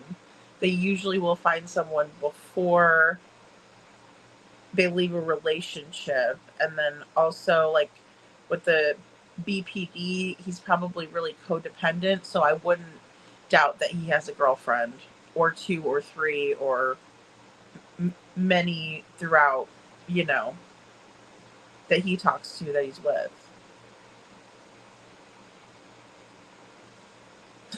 Kathy says, I'm married, not dead. I can still look. He is nice to look at. He's very easy on the eyes, right? Never hurts to look. Oh my goodness, you guys are so silly. Nothing wrong with admiring from afar. Exactly. And I bet you that sheriff has got, like, I bet you his wife's a knockout. Detroit, it is art. All right, here we go, guys. Let's go ahead and watch this next clip. What am I doing talking so much? You guys want to see the sheriff? Okay. You're going to hear further from our U.S. Marshal partners to kind of elaborate further on how they're going to also assist us in the tracking process. We have not stopped our investigation. And again, we understand that the results from our crime lab processing from the Washington State Patrol, thank you, Chief Batiste, for your continued assistance on this, are starting to come back. We want to make sure those are properly processed, additional leads and interviews are conducted, and that, again, our case is ready to go to court when Travis is brought to justice. So I appreciate your time. I will answer more questions, and I'm going to allow the U.S. Marshal Service to take some further questions from you, the media. But again, I appreciate all of you being here. This is the kind of group effort that's going to take to bring justice to this case. Please make sure you keep their names in your mind and that we bring justice back for those young ladies. Girls is what I've understood the family would like me to refer to them as. But they are deeply in our minds, and we appreciate it. Thank you. Chief Brown with U.S. Marshal Service, Eastern District, Washington. Appreciate everybody being here today. The community support from our law enforcement partners, which the sheriff has already enumerated, and you as a community has been greatly helpful to us. With that support, we're able to involve ourselves and focus on the fugitive investigation. Part of that is to include deploying our rapidly advancing Manhunt program. That program brings resources from all over to include funding to support your community, the Sheriff's Department, Border Patrol, and all the other resources so we can navigate the terrain and locate and apprehend the fugitive. We will not stop. We will keep going. He just has to make one mistake, like the sheriff said. We will find him. He will be brought to justice so the community can heal. Thank you. Has Decker left any physical evidence behind in areas that you guys have received tips about? We have found indicating that a tip. We have found items that are of interest to us that perceive that it could be Mr. Decker. We've also continued to follow up with some of his friends and family, and we believe that we're closing in on his trail.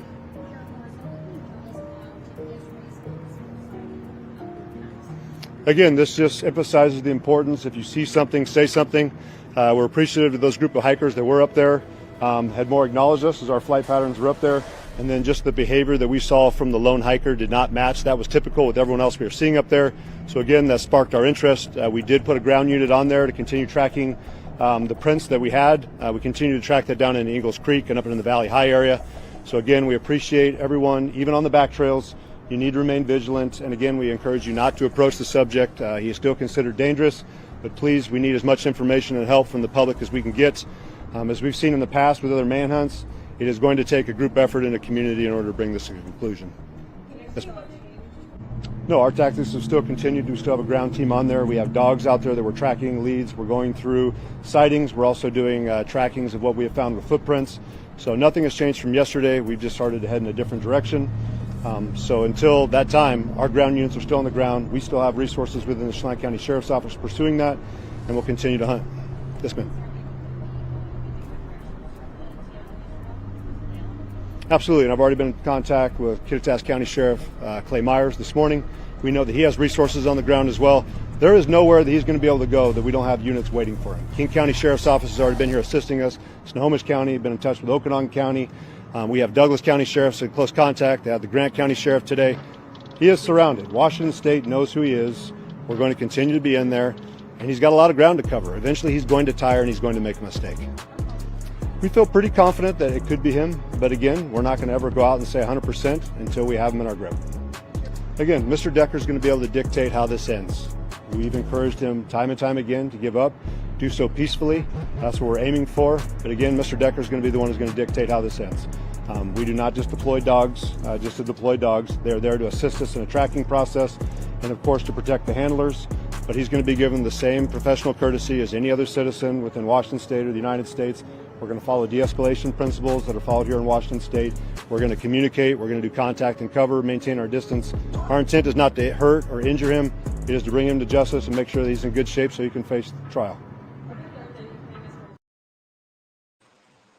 They're not attempting to injure him, but it's up to him, he says, right? So Mr. Decker dictates how this ends. Wow. Wowza. He's like right out of a movie, in my opinion. Thank you, Town Chat. Says, as it says in Luke 8:17, NLT, for all that is secret will eventually be brought into the open, and everything that is concealed will be brought to light and made known to all. Really, really great. Thank you so much, Town Chat. Carla, I know, right? Hey now.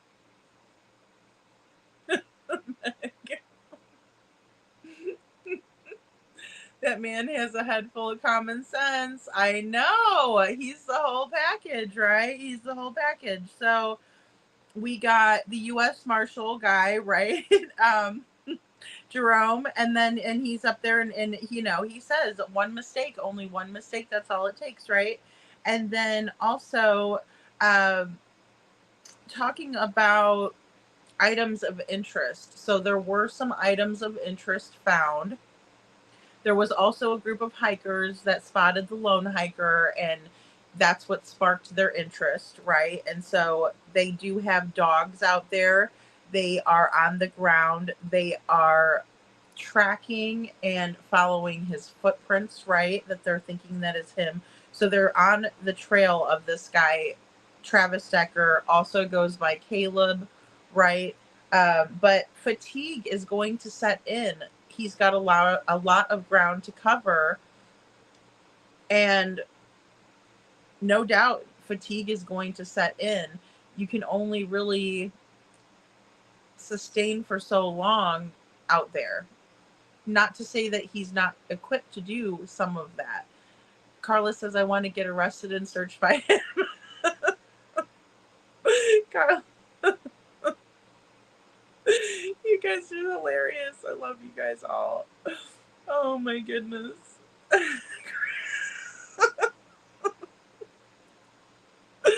Do I just need to put a picture of the sheriff up here? He's my new avatar. Oh my goodness. Detroit, that's okay. I got a new phone and it's different from the other one. Yikes. Oh no, couponing. I hate that. It's going to take forever to get used to. I see something. I'm a looking and I'm a like. Oh my God, this poor sheriff. Okay, but he's doing such a great job. We're so proud of him. Oh boy. Yeah, Mr. Decker will, and you know, just the way he says that too, Mr. Decker will dictate how this ends. We're going to do this peacefully. Like I don't know. Yeah, he did good. He's cute and handsome, sure is. Sasha. Detroit, me first. Oh my God, I'm not gonna do it. Okay.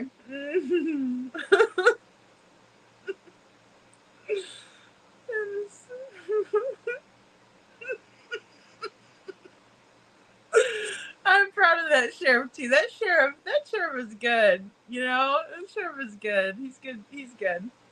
We like him. He's a keeper. He's a keeper. Okay, we need to pay attention. All eyes and ears, mostly eyes. You guys are cracking me up. It's a mess tonight. I love it. This is so much fun. Town Chat. You guys are cracking me up. I love it. It's so funny. And you know, I mean, like I said, and again, it's giving credit. I can't even say that with a straight face. No, I am. I'm really proud of the sheriff. And you know, I think that this just goes to show, if we had this kind of angst in Sebastian Rogers' case, then we would be singing a different tune about Sheriff Craddock, right? We just would be. You know, we just would be. Because, I mean, they have a $20,000 reward out. You know, there's a number to call, 509-667-6845, right? I think that this tragedy could have definitely been prevented, you know. And again, with Whitney, my heart goes out to her, because you think you know a person, and you know, and the next thing you know, he's nowhere to be found. Your children are nowhere to be found, right? It's just, what a scary situation. And now he's charged with the kidnapping and homicide of the 3 girls. Yeah, exactly. Girls just want to have fun time. Exactly. Well, he doesn't make it. He makes it pretty easy on us to be able to, you know, appreciate him. All right, so let's watch this other one. You guys got me laughing so hard. Here we go. Let's watch this next clip. Nope. And again, I've said it before, I don't think the motive would even matter. As far as we see it, 3 young girls have been killed. I don't think the motive is going to matter.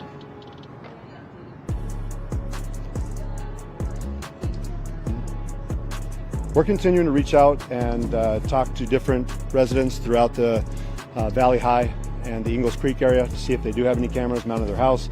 Again, the most recent photos we had is what we've shared, and that was a couple days before he went off grid, and of course was last seen up the icicle. I don't think any information has been put out that he's armed, but I mean, I certainly feel that he is dangerous. If any of you remember the search that we had about 1.5 years, 2 years ago in Kittitas County, we recognized that subject was raiding campgrounds. He had broken into the Liberty grocery store.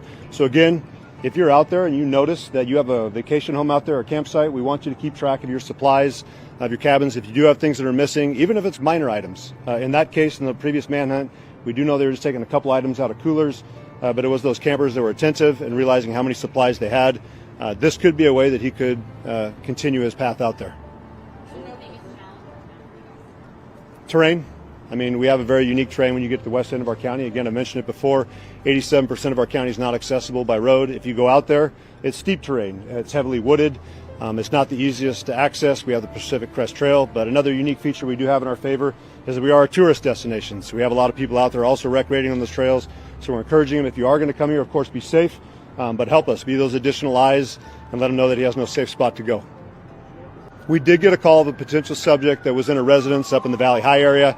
Based off the information we got from our sergeant that briefed the administration here, that did not come out to be a valid call. But again, we're going to continue to handle every single lead that we get as a valid complaint. New tactics as in searching and or in how we contact people. Okay. So, I mean, anyone that has been following Washington state law over here over the last several years, of course, we have Washington state's de-escalate Washington, which was I-940. And of course, it's just how we contact. I mean, we're going to control our pace when we're out there. We're working on contact and cover officers. We've invested heavily, thanks to our county commissioners and other federal partners, with less lethal tools. Again, we're not looking to injure anybody. We just want to take the subject into custody and make sure he stands trial. I did have contact today with some enforcement agents up in Canada. We continue to work with our prosecutor's office on that front. But again, we've appreciated all the assistance we've had internationally and nationally assisting us. I mean, we're a medium-sized agency, and we recognize without the support of our partners federally, state, and locally, we certainly would have a unique challenge that I don't think we'd be able to take on by ourselves. So we're thankful for that. Icicle Road was already opened back up. I know the U.S. Forest Service, who's also been one of our partners we've been communicating with, has put out in their press releases that the enchantments is open again. Again, we'd encourage people to be cautious when they're out there. It is a very wide open terrain, and now you have the potential of a subject who is perceived to be dangerous out there as well that's unaccounted for. So come prepared and know that if there's lots of other places here in Washington State you can recreate. Of course, we want you to come here and visit Chelan County, but if you do so, please be careful. We appreciate it. Thank you for your time. Okay, guys, so he's super pleasant, right? Like, not like Craddock at all, in my opinion. And I understand tensions are high, justice is wanted, and, you know, but it's amazing to me this is the way that a sheriff is supposed to act. Every other sheriff has public information frequently. I agree, Carla. So true. So true. And and we're just we're just analyzing. We're only analyzing. But I think it's so important to remember that, right? And then I love how he says motive doesn't matter. The little girls are gone, right? The girls are gone. Paityn 9, Evelyn 8, Olivia 5. Motive doesn't matter. What matters is catching this guy. It doesn't matter why he did it. It just matters we need to find him. He also he also made sure that people know that they need to keep track of their supplies. He also noted that their county, about 87, I think he said, I'm sorry, my air conditioning was going. 87% of the county is not accessible by road. So that is really unique terrain.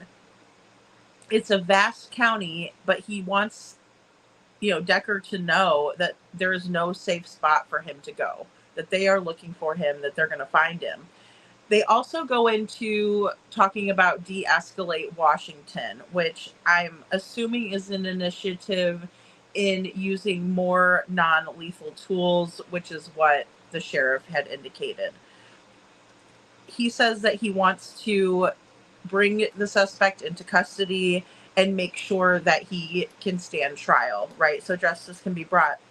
He also notes that the size of their law enforcement is small, and that can bring some really unique challenges. So he was thanking the other resources that were brought in, which is a stark contrast from what we see with Eric Craddock, who, he seemed almost annoyed, and he would say things like, well, if you think that you can do better, then let me see what you got. Or if it was my kid, I would want us handling this.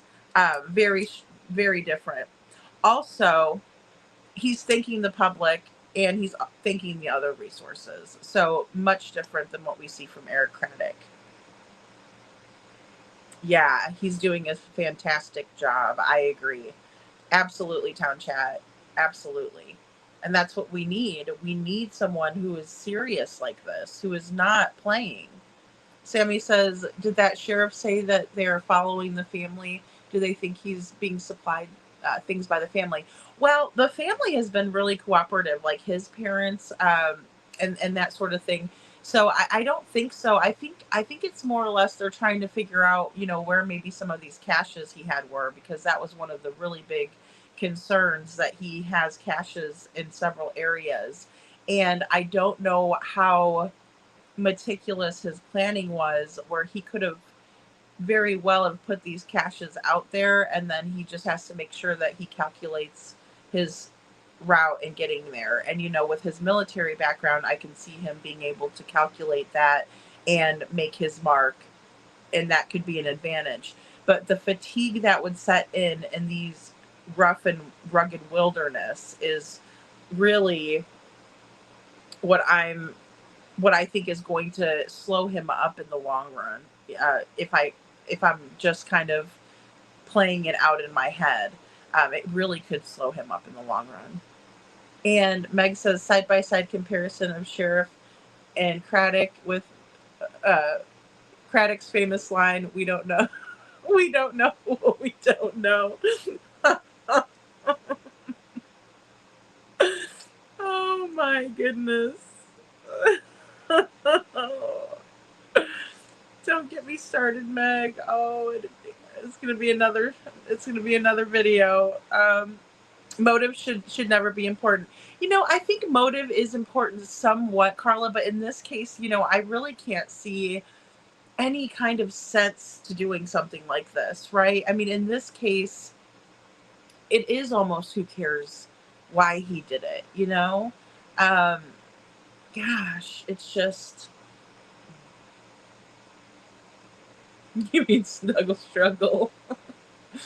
Did that guy that was shooting at people and was on the run, was that in Kentucky? Oh, I didn't hear about that. Detroit. Yeah, it seems like to me he doesn't want to know, and maybe he doesn't know, but what is sorry he but is sorry he does know. Either way, it's very sad and disappointing. Yeah, I agree. Well, and that is his famous quote, "We don't know what we don't know," but are you going to go look and figure it out, or, without food and water, exactly, meow, exactly. And he could have some life straws with him or different things like that, or maybe those are in his cache. I don't know. In my opinion, motive is all that is important to Ellie until the case goes to trial. Well, and motive is important at trial because you're trying to show the jury why you think that somebody did this, or why they would have a reason to do it, right? So it does come into play. It really does. But I think that the sheriff is probably like, look, I don't give a crap why this guy did it. We just know he did it. And allegedly, of course, based on what they come up with, and we just want to find him. um, yeah. Detroit says I'll have to go back and find it, but I know it took a while to find him. Yeah, well, and and sometimes it does. Sometimes they're really good at hiding, but they're using all of that technology with like the heat signatures and stuff like that. So I mean, they could probably they might be able to locate him quickly if they're looking in the right area, and especially if this lone hiker is Travis Decker and they're on his trail. But the dogs are, I mean, they're using dogs too, so the dogs are helping them along with the scent and things. No, he's not going to figure it out, Carla. Yeah, he doesn't want to know. Playing dumb keeps Chris out of prison. Isn't it sad? But yeah, I mean, there is going to be a protest. Let me go ahead and pop back over. That's a good one.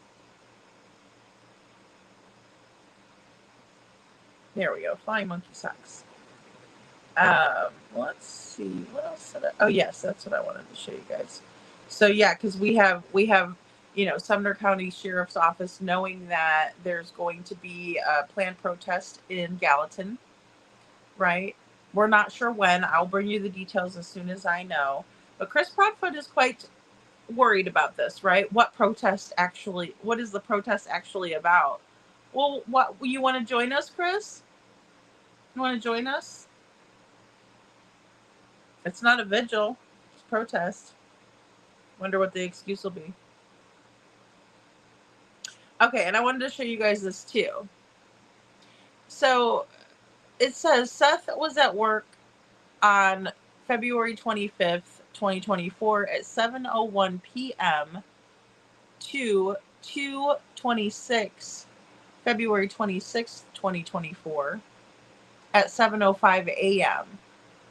He had no lunch break and was not missing for 2 hours. I am tired of the lies with no receipts. I will no longer engage with the misinformation. You are listening to a whole bunch of liars manipulating you. Do you want the truth or not? If not, stay where you're at. If you want legit info, unsubscribe from the haters and start being informed with correct info. And I can't agree more. I didn't want to say it in the other chat tonight, but this misinformation about Seth going on a 2-hour lunch break is from Terry Lynn. Okay? She has tried to peddle that bullshit for quite some time. And now that she is over at the Hate Channel, she is trying to perpetuate that bullshit even further. It has no place in Sebastian Rogers' case. It's honestly awful to blame someone who has a very clear-cut alibi and not question those who do not. Katie was the last one with Sebastian. It's undeniable. It's not being mean. It's not being hateful. It's being truthful. There's a big difference between being hateful and being truthful. That's just how it is. Where was Chris and where are his receipts? Because again, it doesn't take that much to just show them. In my opinion, if he did that to my little girls, I'd only want his body back. The longer it takes to apprehend him, the more of a celebrity he will be in prison. No, thank you. Isn't that the truth, Meg? And we see that with all of these monsters, right? You know, there's going to be like a Travis Decker fan club and a bunch of deranged females who are thirsty as hell. Meow's CP's next wife. Wifey number 6 there, working on it. You know, she's not going to tell him.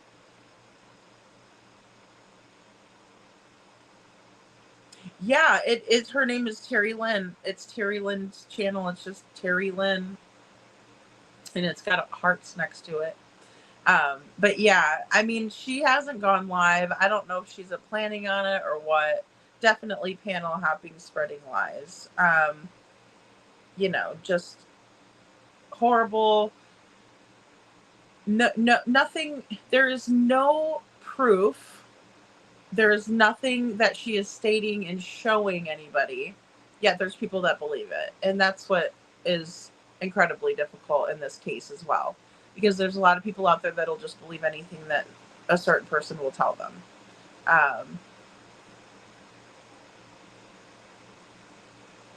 Yeah, exactly. I would have said it more, pull your head out of those people's behinds and act like you have a brain. Carla, I mean, you know, it's not that hard. Last I read, she was on vacation. Oh, Lord. Yeah, well, and last we read, she had all kinds of spinal crap going on, but then she's working 12 hours at a Walmart. Go figure. I don't know. It's a lie after a lie after a lie. You know, and honestly, anybody that believes it isn't worth it, but when you hear it, it's just kind of ridiculous, you know, and I just wanted to kind of bring that in tonight because I know we were talking about it earlier in another chat, and I saw that post and I thought, okay, we need to talk about this too. One other thing I wanted to talk about tonight too is Crystal McCrory Jones. And let me pull up her background really quick. I just love that picture of Crystal. So let me pull in, because I want to make sure that I do this update in Jana's words, and so that way we can make sure that, because there's people in every single one of these cases that are going to talk shit and spread bullshit lies, right? But that's why we need to talk about it. So I have this post, and it's a Facebook post from our friend Jana, and it says, I want to be perfectly clear, the illegal mailing of my sister Crystal's remains across 7 states was not due to any fault of the United States Postal Service or Cox Funeral Home. Both the United States Postal Service and the funeral home did exactly what they were supposed to do. What happened was this. Crystal's remains were sent to the funeral home so they could be divided among our family and her husband. However, because the family purchased a headstone, her husband, Tony Joe Jones, decided to take all of Crystal's ashes from the funeral home and essentially hold them over our heads until we gave him the remaining money from the GoFundMe account. To this day, we still have none of her ashes. A month after he received the ashes, he finally personally mailed a tiny portion to her son in New York without following any of the legal steps required to mail cremated human remains. I went all the way to Washington, D.C. to find out that even though there are very specific rules about how to mail cremated human remains, there were no penalties in place for individuals who fail to comply. This is why CCR 60 is so important to us. It's about holding people accountable who don't follow the rules, accountability for their actions, right? She is such a strong woman. I love her. And so here's what Tony Jones liked to have said, right? To everyone who still wants to help with funeral expenses, please send Cox Funeral Home directly and not to the GoFundMe that was set up by her sister. It has come to my attention that the money isn't going to the funeral and instead is going to a headstone and a plot that is not what was discussed at the time arrangements were made. Thank you, Tony Jones. Well, thank you, Tony Jones, for showing us what a real fucking asshole you are. Thanks for showing your ass so we don't have to. Thank you for making it easy on us, Tony Jones. So Tony Jones says, not sure what thousands of dollars you are talking about. There was money that went to the funeral home directly. We did not discuss a plot or headstone. So if y'all want that, y'all pay for it. The money was the money was described to be used for funeral services, not what y'all family wants. Again, thank you for letting us know in your own words how ignorant you are, Tony Jones. And by the way, I am so proud of Jana for standing up for her sister. And again, I also just wanted to make sure that I didn't misrepresent anything in terms of the U.S. Postal Service having any fault, or the funeral home for that matter. In my opinion, Tony Jones did everything to try and hide what he did to Crystal. And so instead of allowing for what Crystal's wishes and her family's wishes would have been for her final remains, Tony took it upon himself to quickly cremate his wife's body so that he could evade detection of what actually really transpired in this case, in my opinion. And so I just wanted to share that with all of you because I thought it was really, really important just to make sure that Tony Jones is to blame and not U.S. Postal Service or a GoFundMe or any of these nonsensical, irrelevant, absurd allegations from Mr. Jones.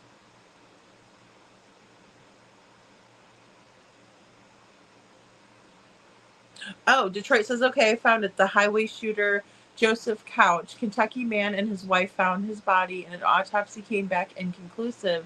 The man and his wife have a YouTube channel. It happened about 9. Oh, wow. I didn't hear about that. Wow. 9 months ago? Wow, Detroit. I didn't even know about that. Meow, that's a great point. Hatfield and McCoy's, they run a museum that found him in Kentucky. JLR was so close for the reward, but didn't go in the woods deep enough to find him. Oh, wow. Very interesting. Thanks, guys. Oh, it's absolutely disgusting, Detroit. It makes me so angry. And I'm sorry, guys, for the rant. I just, I can't. Good night, Little Redo. I just can't with that. It's like he's such a freaking liar. That's not even what happened. And, we see these elements all the time with a GoFundMe and, oh, this person thinks the funds are being misappropriated. What was he going to use the funds for? Because he got a lot of money behind the scenes from other people as well that didn't go into the GoFundMe. That was sent straight to him. So quit fronting. I mean, come on. Kathy says, can't stay awake. Oh, good to see you, Kathy. Thank you for being here. Thank you, thank you, thank you. I appreciate you. I know. I'm not going to make this a much longer live either, guys. I wanted to get everything covered. All of our updates. And I also have a couple of other videos I wanted to drop. I wanted to get that other one dropped. So, my goodness. But it's just been so busy. Sammy says he is similar to Sheriff looking for those missing 16-year-old in Twin Cities. Way more open and honest than Craddock could ever pretend to be. Yeah, and that's the thing. It would be an act, right? It's so disingenuous because he doesn't want to be open and honest, in my opinion. I mean, we haven't been able to get him on camera at all. The only one that's really ever gotten an exclusive interview was in the beginning. I believe it was Caitlin Quisenberry, if I'm not mistaken.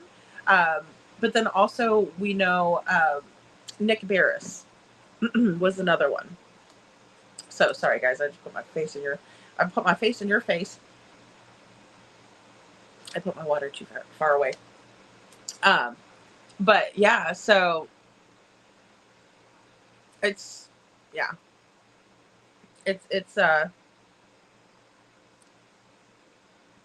these cases are really tough. It's getting really frustrating in the Sebastian Rogers case, but at least we have something to look forward to. And again, I think it is long overdue. I think we need to let our voices be heard. We need to show up and show out and let them know that we're here, right? We're here. Hey, Scranton Strangler, good to see you. Aw, thank you, Carla. Oh my goodness. Oh, no, you're good. You're good, Detroit. I love hearing about different things. As a matter of fact, I never would have really focused on Travis Decker if it wasn't for Megan Els. She sent Travis Decker to me. Or, you know, we were talking about it and I was looking into it. I'm like, oh my goodness, this is something here. You know, so many layers to the story. And I do enjoy those types of stories, you know, because there's so many elements that can be discussed that need to be discussed, like the Amber Alert, right? What are we going to do about this Amber Alert business? Will it desensitize us if we get too many of them? Should there be a law that states if you do not bring your children back from a visit within, you know, 2 hours of the time that you're supposed to, an Amber Alert goes out? Is it in order to maybe create a different type of alert? I don't know. I don't want to take away from things that are working. You know, I'm a big believer in if it's not broken, don't fix it kind of a thing, right? There's no need to. If it's working, it's working. Why change it? But I think that it's worth examining not to let these little girls die in vain, right? The struggles with mental health and veterans, another really big one. When somebody is struggling and they're homeless and we don't help them, especially a veteran, there's a lot that needs to be done there, in my opinion. You know, we can't always help others if we're not helping ourselves. It's like, and that's just my opinion, and I'm not trying to be cold-hearted or anything like that, but we have a veteran who served our country and he's not getting adequate help that he needs, and he's asking for it, but he can't seem to find it. Mental health is a huge part of this. It just really is. I think mental health plays a big part in the Sebastian Rogers case. Sammy says it's just that motive is not necessary to get a conviction, but it certainly helps tell the story to the jury, like you said.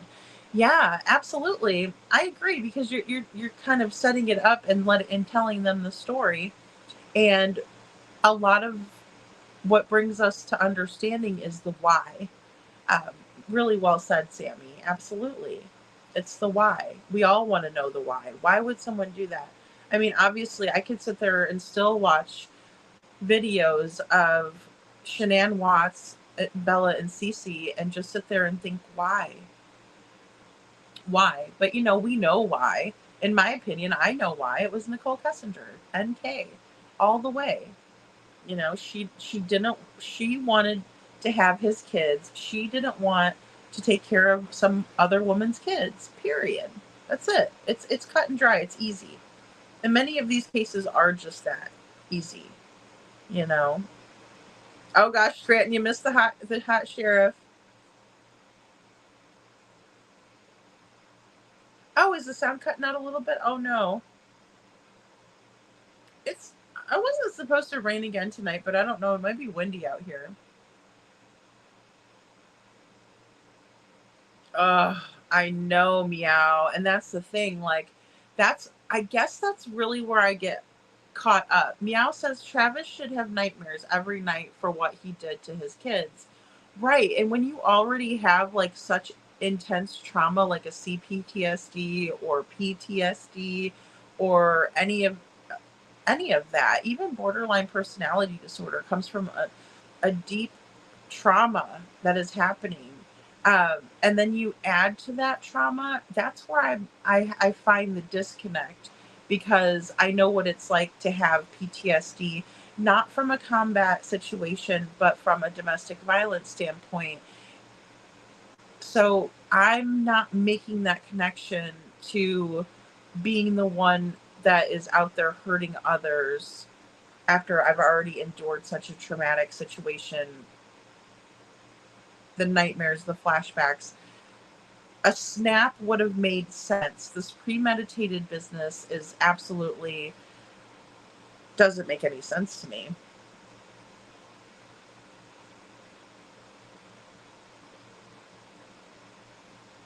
We need to work on getting a bill or a law that after 2 or 3 months, if the damn sheriff has no clue what happened to a missing child, they have to bring in help.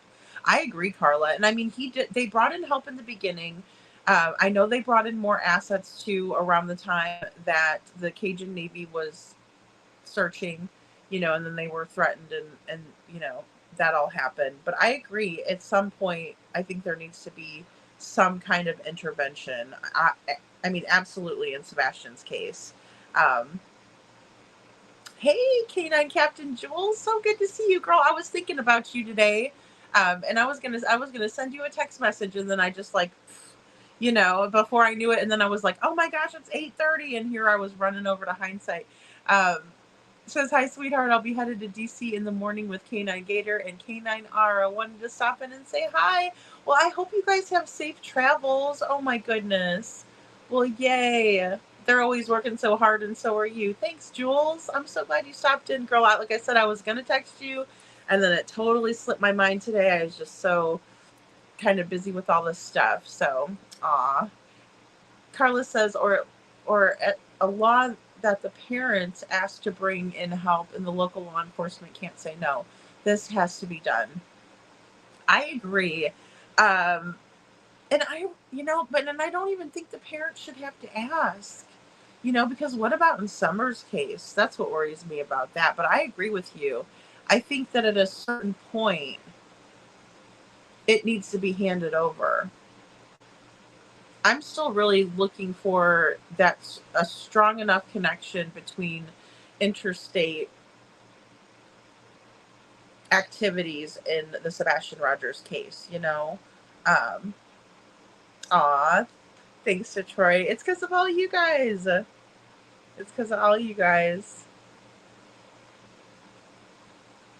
Oh, the hospital Wi-Fi maybe. Oh, I hope it's not cutting out though.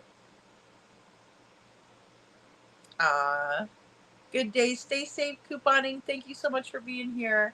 And in my opinion, also they need to go above the TBI too.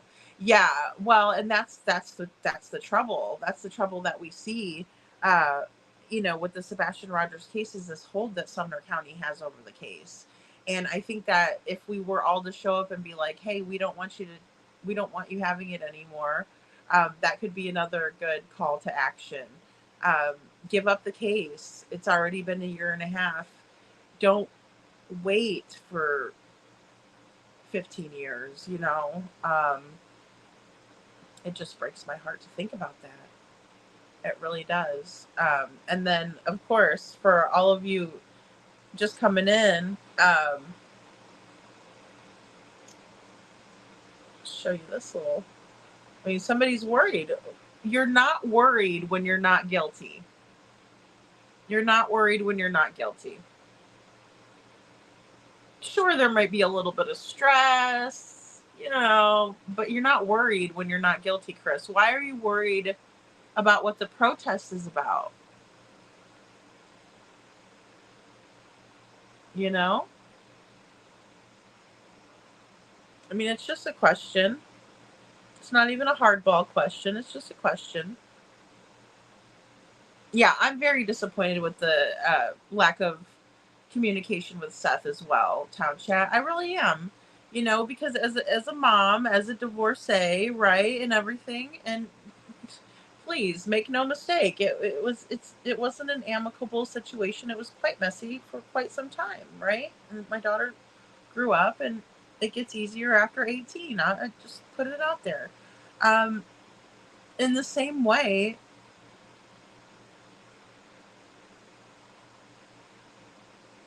you're an adult, you make an adult decision to not play games with somebody and just be honest with them.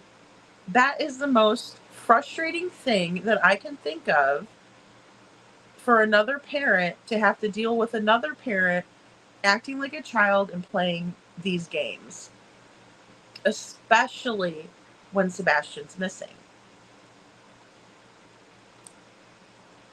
Carla says Craddock will never give it up, as someone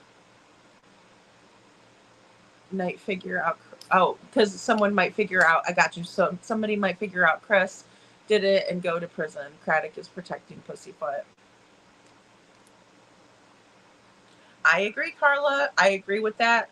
I agree. And, you know, they're also probably protecting their own and covering their own asses for operating under the assumption the whole time that Sebastian was, you know, walked off on his own and he was just out there, you know, starting a new life, I guess. I don't know what they thought, really, honestly, because if they had all of this information in the first couple of days, then there's no reason for them a weekend to be thinking that and still operating under the assumption that Sebastian walked off. And that's just my opinion. You know, just kind of basic deduction reasoning and, you know, common sense, but that's just my opinion. But Sebastian's still out there, and like I said, guys, I also have my video that I'm going to be uploading too. This is Sebastian's newest flyer, right? It's got some updated pictures of him. He's a super handsome kid. He is now 16 years old. Been missing since February 26th. Reported missing February 26th, 2024. It's just been far too long. We also have summer coming up, guys. So summer is going to be coming up on the 4-year anniversary of her disappearance, and we're going to be talking about it. We certainly are. We certainly are. Sebastian's shoes. Don't tell me that's 2 different shoe sizes. Don't tell me, because I'm not going to believe it. Mr. Patel, right? Kash Patel, director of the FBI, at Kash Patel 28 on Twitter. X, my bad. Sorry, X. I always do that. Mr. Kash Patel, director, FBI headquarters, J. Edgar Hoover, building 935, Pennsylvania Avenue Northwest, Washington, D.C., 20535. So please, please, please write your letters, and I'll be posting mine too. And if you want me to read the letter on the air, we will. And then tomorrow we'll do our We the People segment for the week. But we have a lot. Going on. Tomorrow's going to be a great show, so definitely come back tomorrow, and I will see all of you guys tomorrow night. Hey, Adam Forever 21. Oh goodness, I'm so sorry. Yeah, I'm so sorry. I'm missing you guys. And maybe we'll have a longer live planned. But we have a lot to talk about. There's still a lot of things that I've been working on behind the scenes, so we'll get it all going tomorrow for you guys. And stay safe out there. Say prayers. Definitely go watch my videos on Crystal McCrory. Really an inspiration. Her sister Jana, everything that she's doing, the justice that still needs to be done, we're still looking for justice there. Also, Travis Decker, alias Caleb, got the tattoos on the community posts. I've been posting them in videos. So if you see him, call 911. Don't approach him. If you see Sebastian Rogers, call 911. Don't take a video of him and upload it to social media, because the reality of the situation is that we are a very small part of the universe here on YouTube. Thank you all so much for being here. I love you all so much. You guys are amazing and my favorite people in the whole entire world. Have a great day.